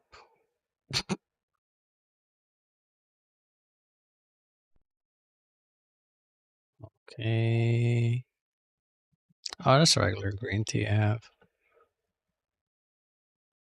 I do like the English tea though. Only a few black ones I've tried. I haven't tried a lot, to be honest. Okay. Is it gonna get loud again?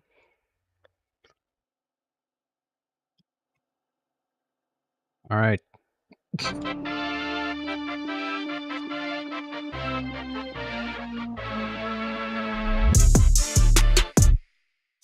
What the heck was that? Hold up. Sounded like it lagged. Turn this down a tiny bit. There we go. I think it was like overlapping or something.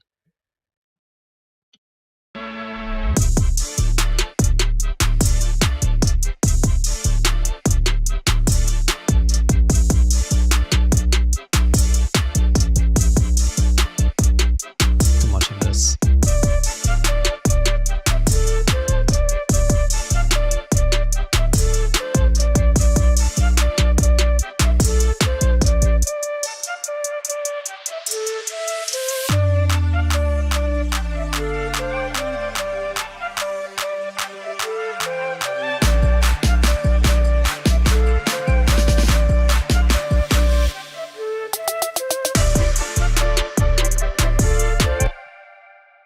Hold on. Hold on. Let's drop this thing on this effect real quick. Kind of spiked up way too much. Yep, I don't need all that attack. Smooth it out.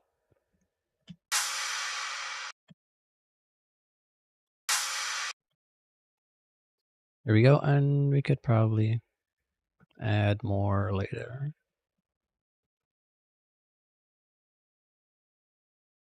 Okay, run it back, run it back.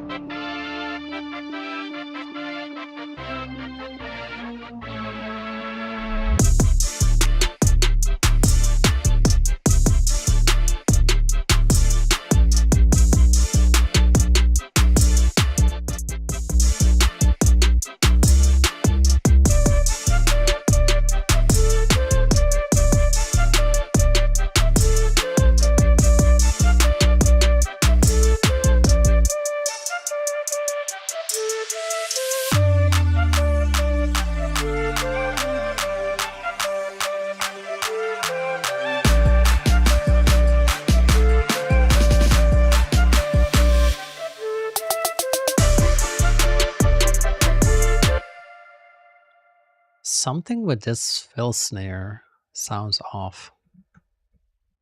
Try pitching it down.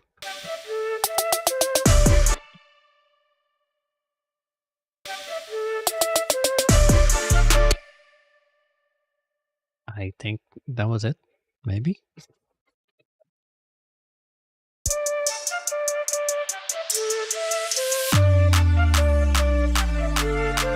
This thing might be too long.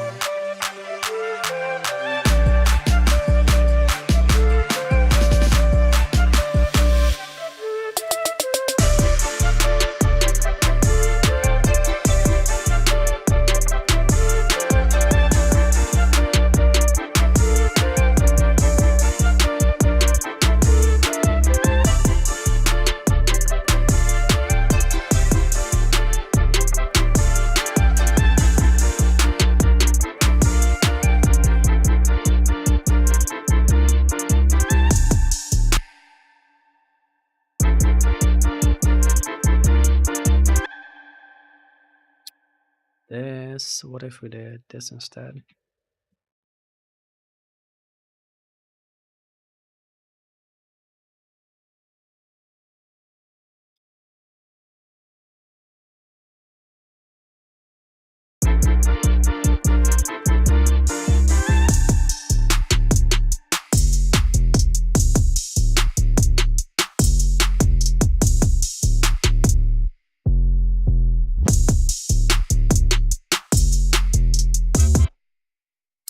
Hold on, I have an idea. Make this unique. Why did it rename, bro?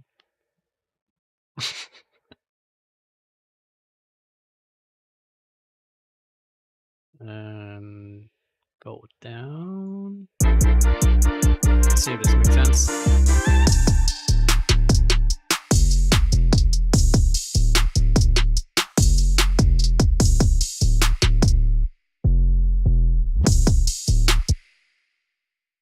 Something there as a fill.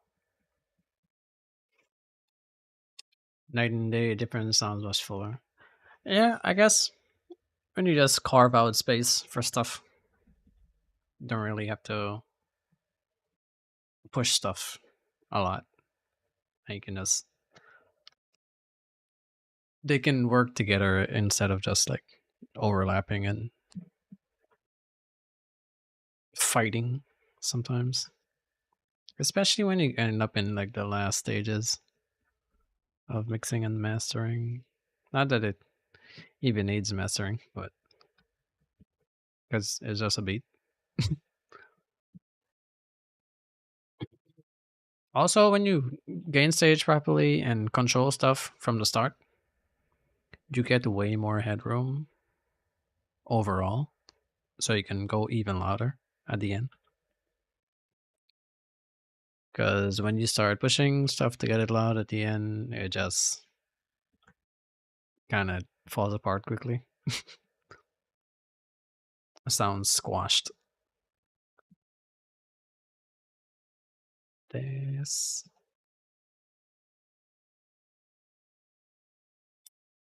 Okay, for the 37th time, let's play it from the start.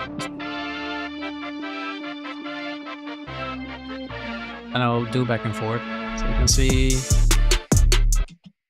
when I swap this, the orange, that's gonna be the original before we started. And blue is what we have now.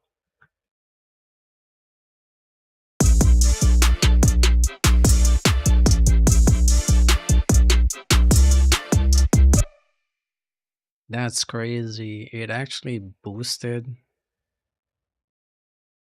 It turned up the draft, like the what is the name of this? Like the premix or before we started, it turned that up by 4 dB just to match what we have going on now.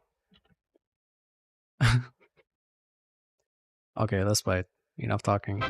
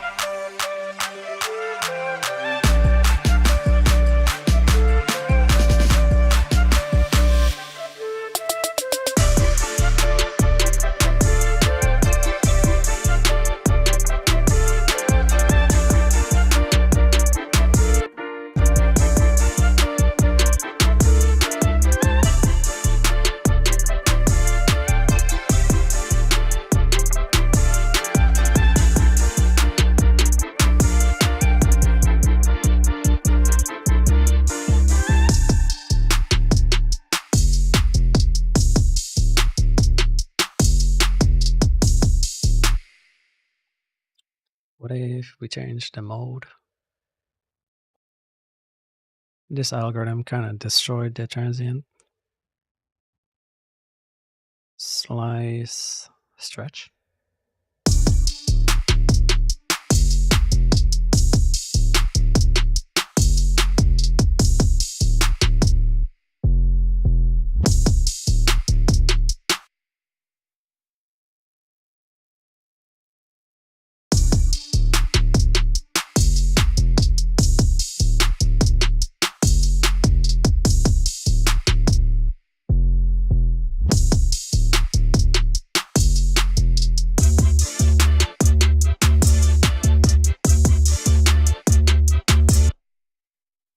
Okay, this part is too loud.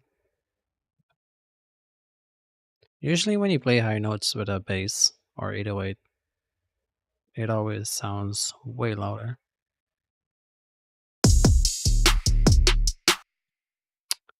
That is the wrong section.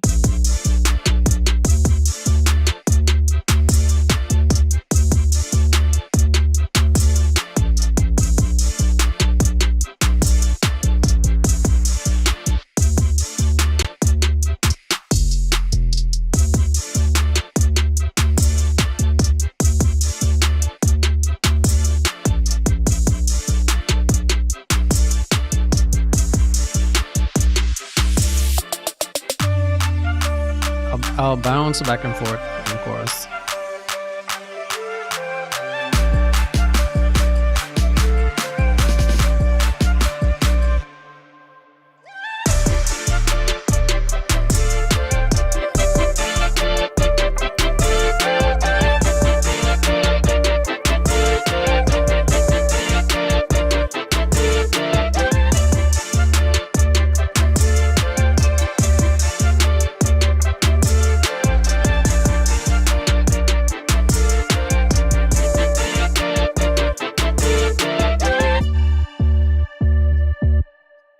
That's crazy. It had to boost it like 3, almost 4 dB just to match. But that's not really an accurate loudness measurement, I don't think. But one thing that does need fixing is this high note on the 808 is super loud. Where is it? Yeah, that's...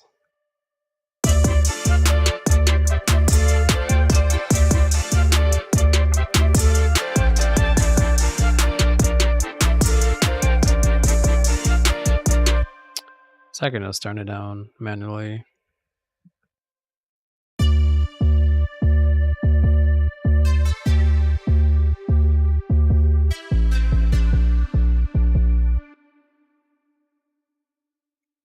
Wait, the beat ended. What? We don't need this. And we probably don't need this part. Can move it earlier. Boom.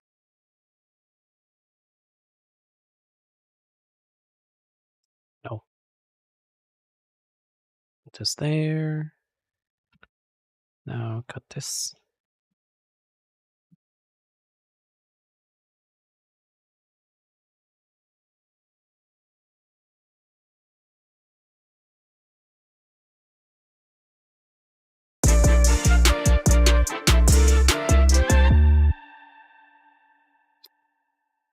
Oh, the kick. Part of the kick is missing. What happened there? I'll just copy this part. Put that over there. Cut out this last bit.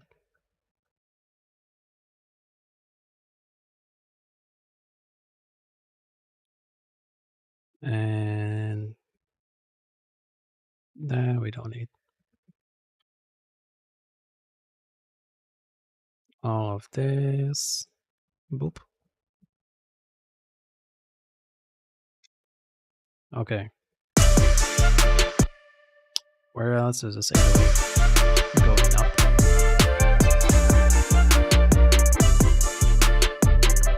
Not there.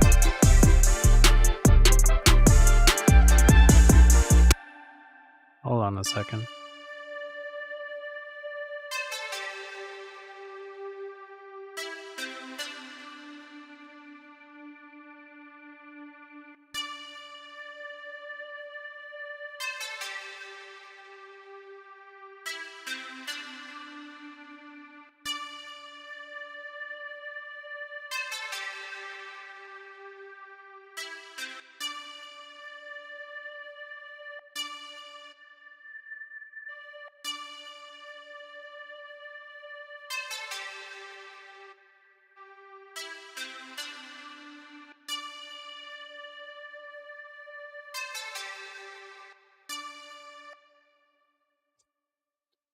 That's a weird looking EQ.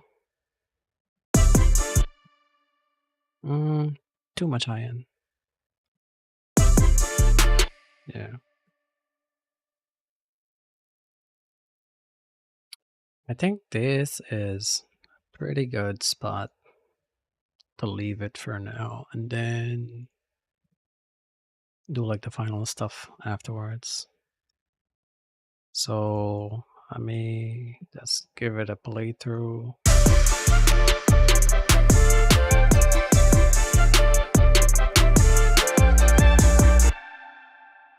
Yes.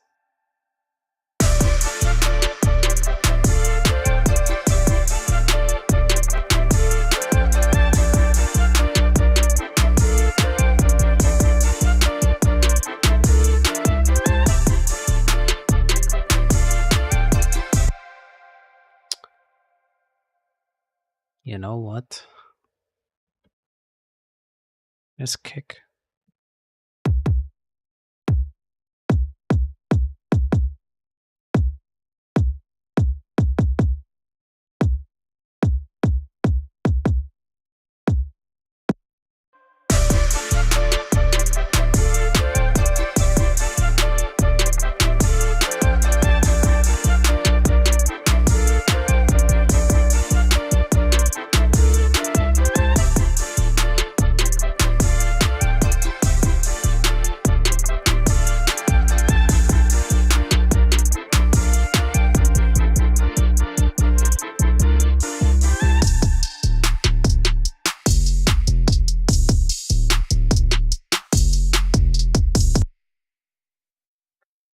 I think I can limit this snare group.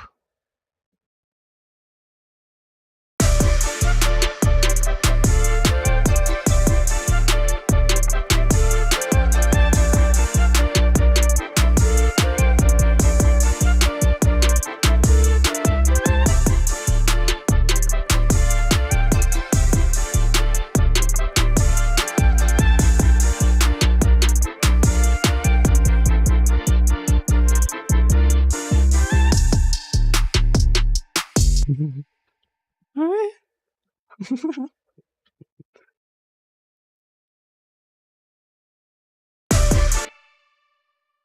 Alright, it's gonna get even louder now. I'm just curious to see what it sounds like at loud volumes. Because stuff does sound different at loud and at quiet volumes. It changes the way you hear the frequency range. Alright, here we go.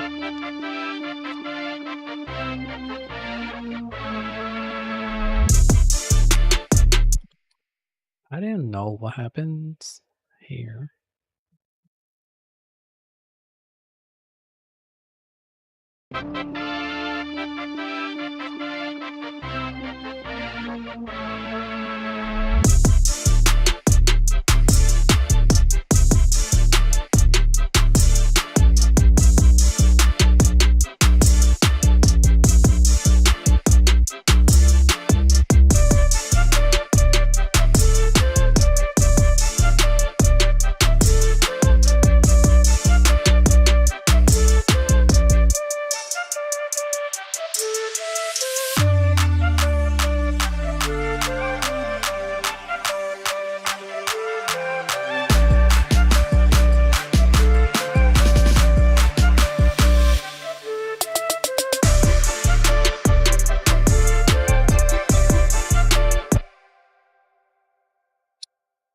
something.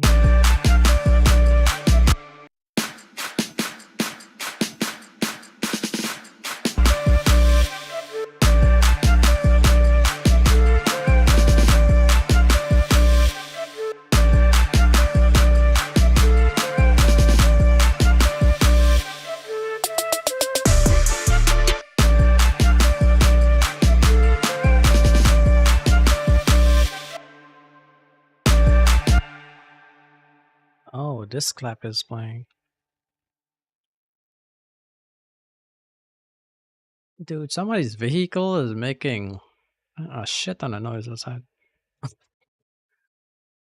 Turn down the clap a tiny bit. Because I think this loop has a clap in it already. Yep. So I can turn this one down.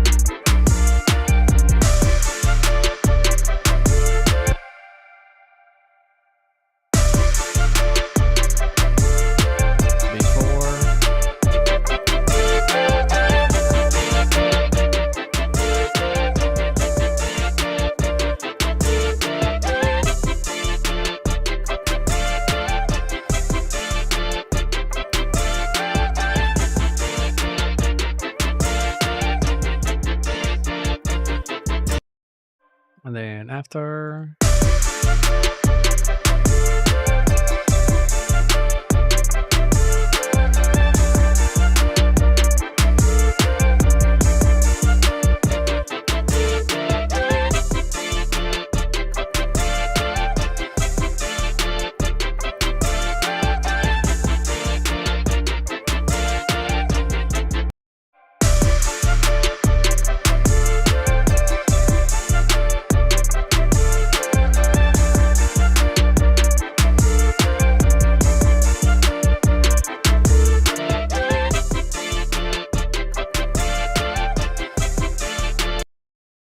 So that was the before is just like I threw all the stems in and just exported it how it was before I did anything at its normal volume. That's what this is. Before I even did anything at all, I just put it in and exported it without the vocal. So that's what that was. And then after, quite a far away, I'd say. Massive difference.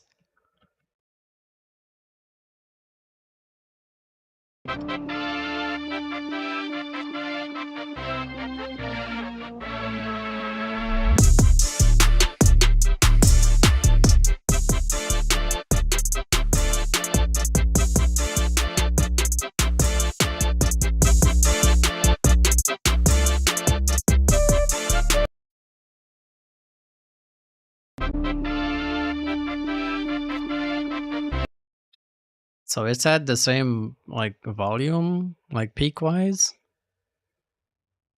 but it still needs like the app. This plugin is telling me that it needs 4 dB of gain to match what we currently have. Even though I exported it like at full volume. Well, I guess at normalized volume. So kind of makes sense-ish.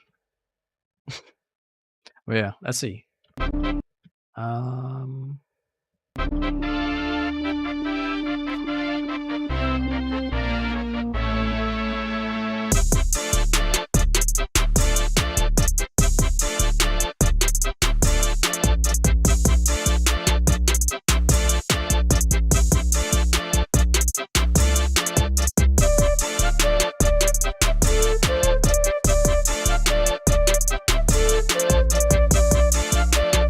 bad. Still a decent beat.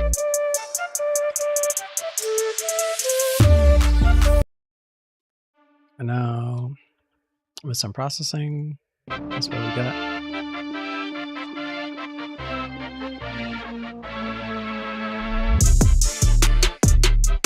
I don't know what is wrong with this first kick. I think the render, not the render, the plugin just delayed.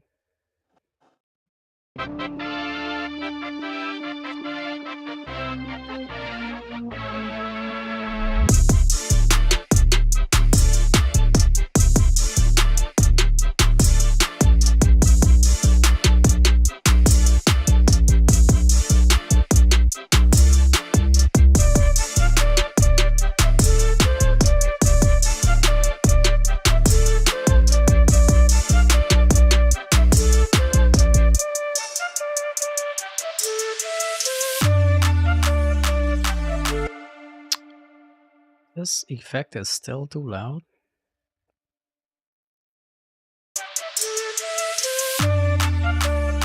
There we go.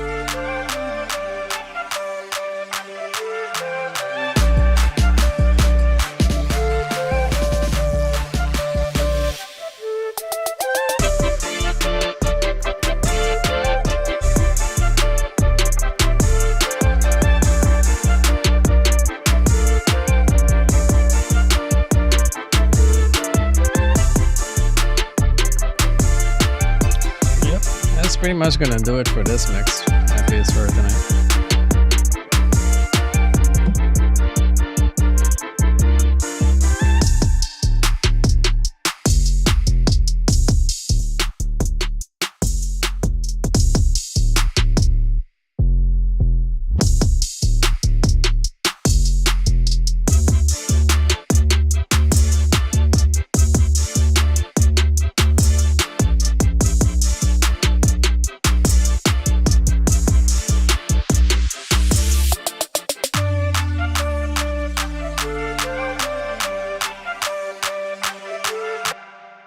Guess you can cut out this part.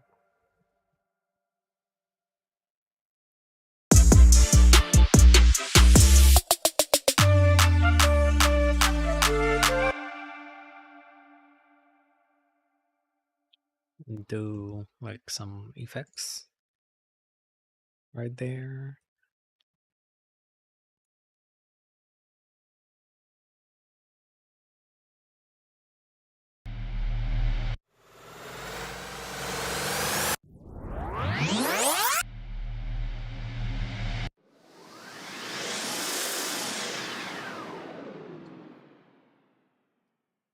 Well, none of those is what I want.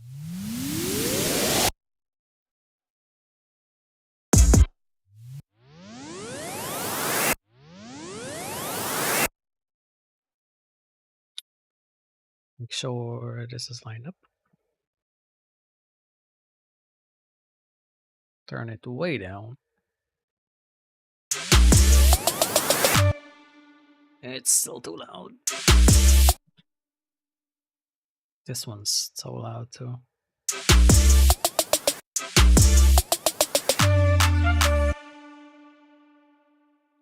Make this a bit shorter or fade in, actually.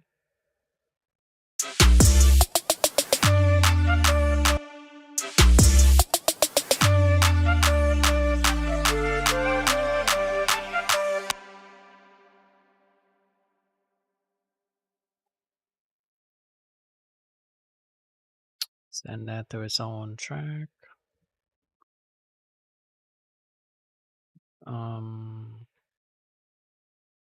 Sweep down now.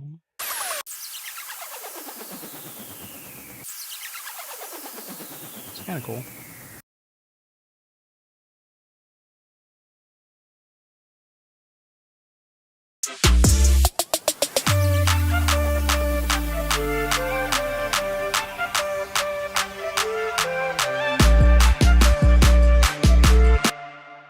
Oh, gonna reuse this. Make unique, reverse it, put it in the intro. Recycle the sound.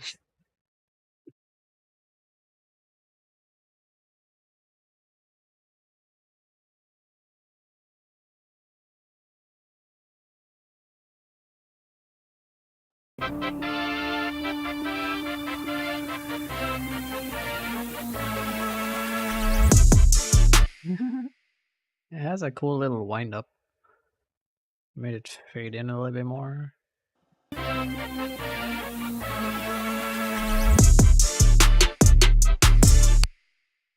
Then put an impact there.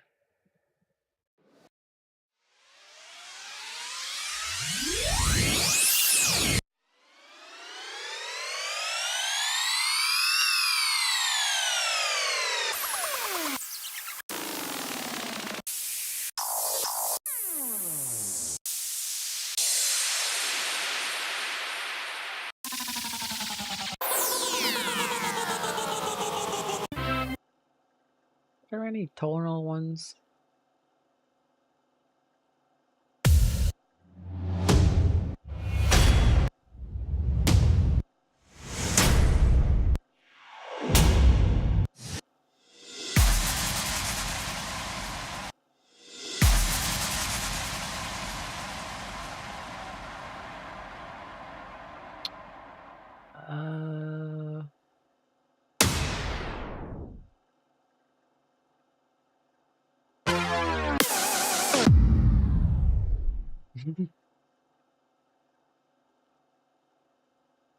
Stamps.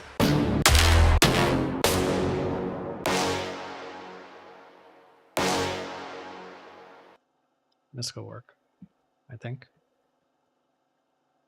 Turn it way down.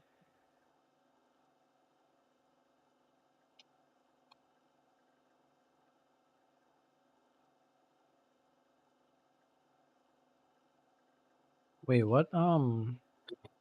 What key is this song in? I don't remember.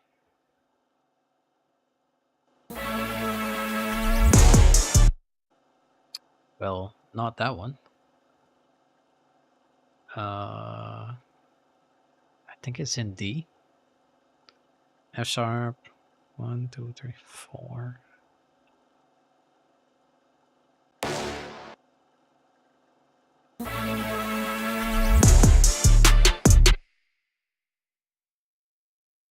Then we can do a 5th or a 7th above. So A.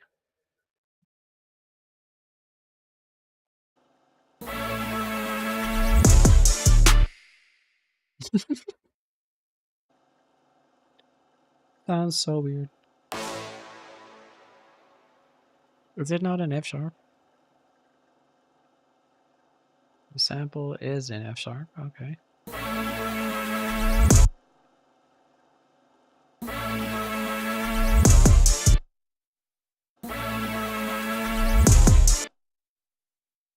Dang, it really has to be there exactly D. Hold up.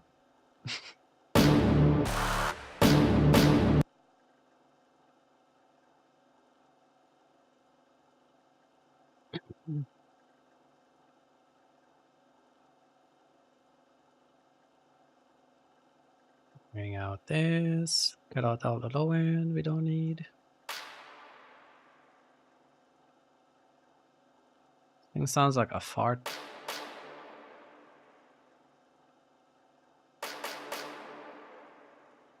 Okay, maybe cut out some more. Then you drop this.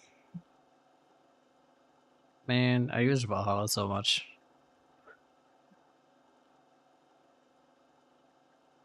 What about ambience?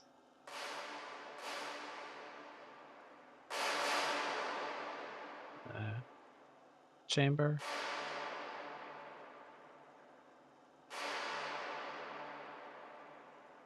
Yeah. Let's see.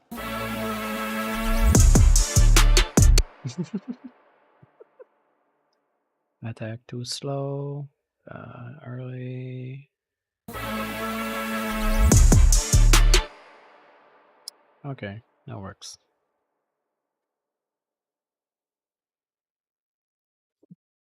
That should help with the starting of a new section. Make it feel a little bit more impactful. whenever new section comes in.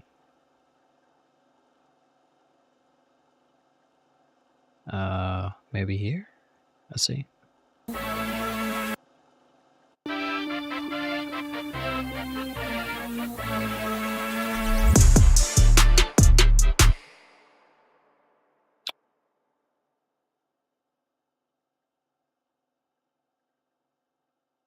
Do something crazy, like put an OTT on this after the reverb, so it brings up all that volume.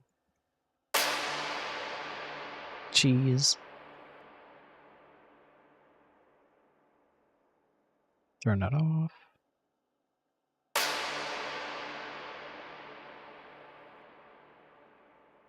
Too much, too much.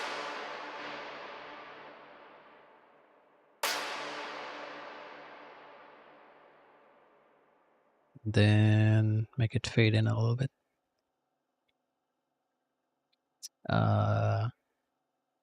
Do that with a transient shaper, maybe. This one. Negative. Nice. I don't need like that, what's it called? That spike, transient spike at the start. Because the kick comes in there, I want that to be the most punchy thing.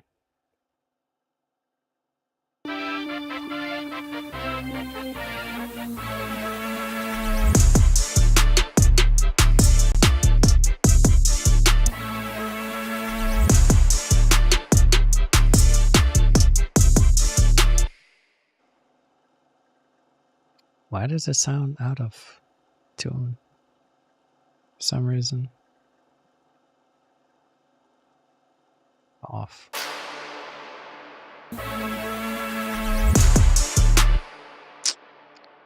The stupid restretching mode was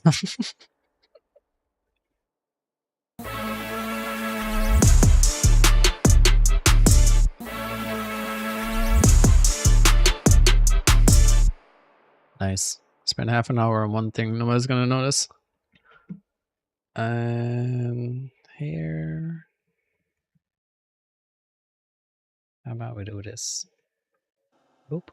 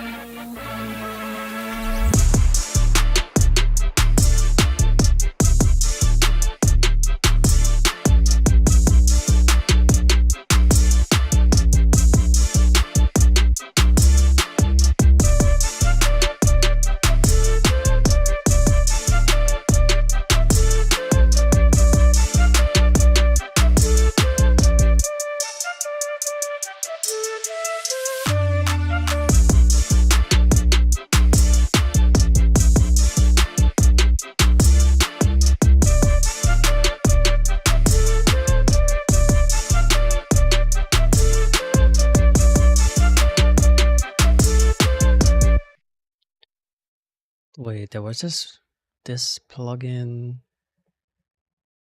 What's it called? It starts with P.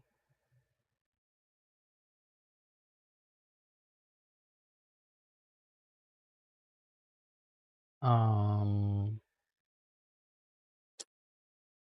man, what's the name? Is it Eventide?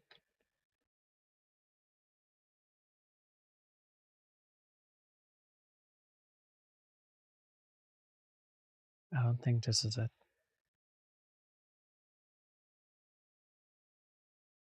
Bruh, it is it.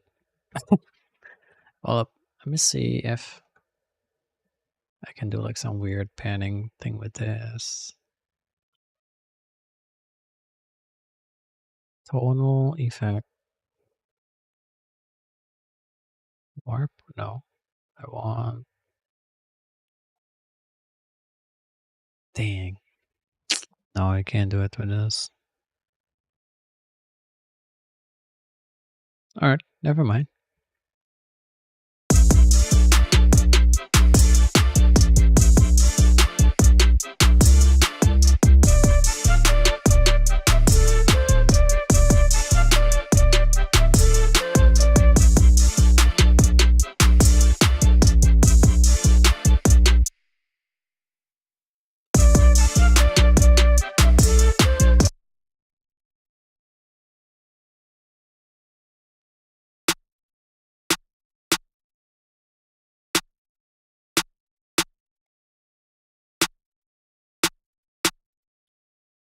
I feel like this snare could be a little bit more punchy. What do I want to use for this though?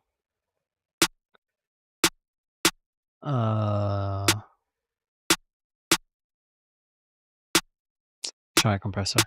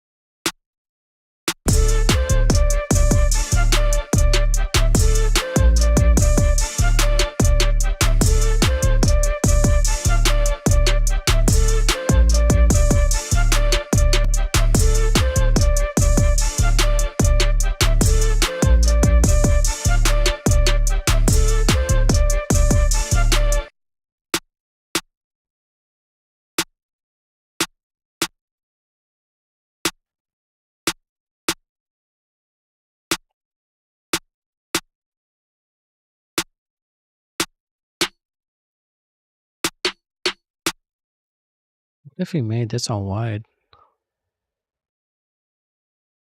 Here we go.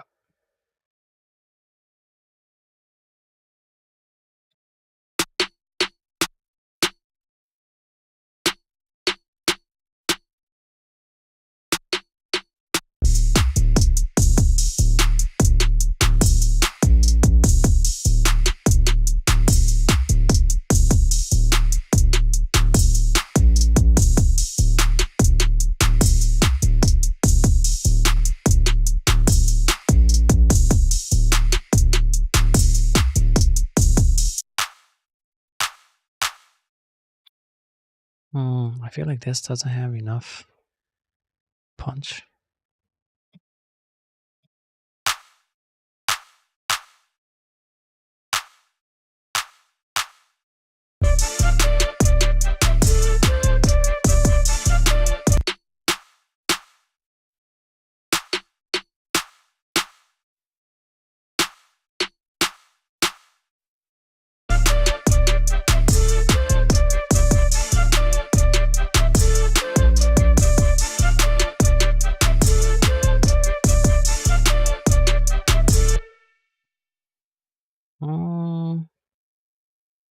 I kind of want to try a clipper instead of this limiter.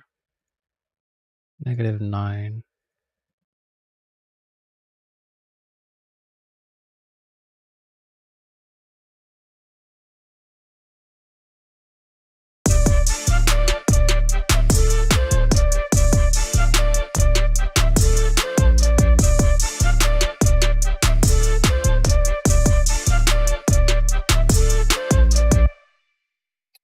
Yep, that works. I find like the clap has a little bit more punch with the clipper instead of the limiter. Anyway, minor stuff. Well, I'm tired, so that's gonna do it. I shall export this. Let's see. Run it from the top again.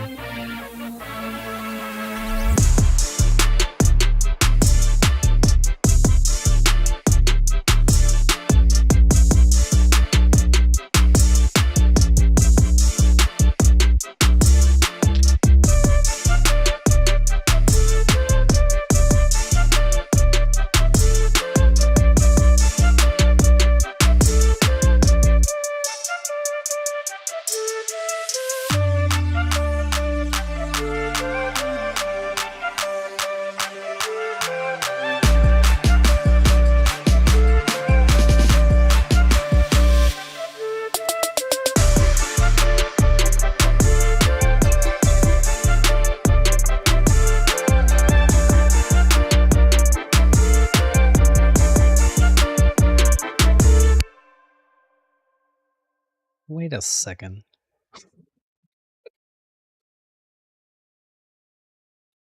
Can this be cut out before the chorus? Maybe.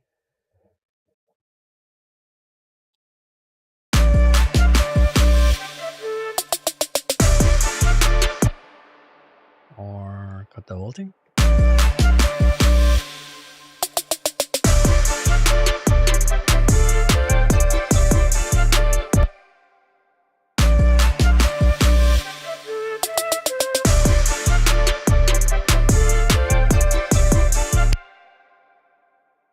I can leave it and then add a filter or something.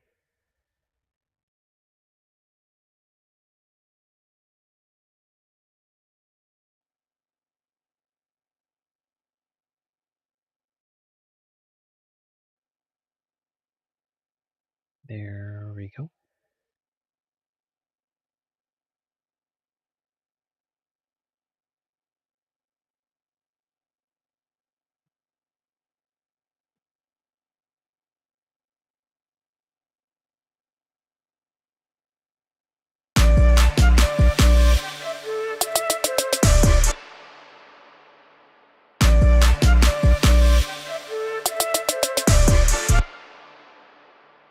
Let me change the mode.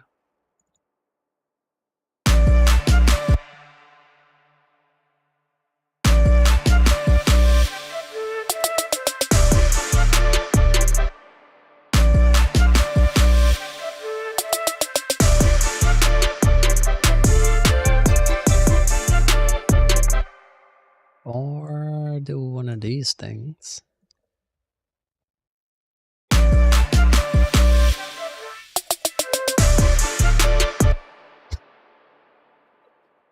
Sounds like a DJ just going well.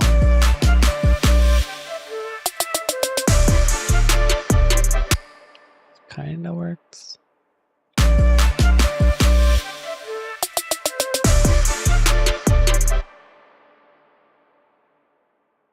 Is that the same here? Nope.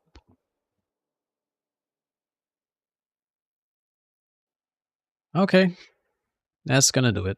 I'm gonna export this and give my ears a break. Anyway, let me just end stream.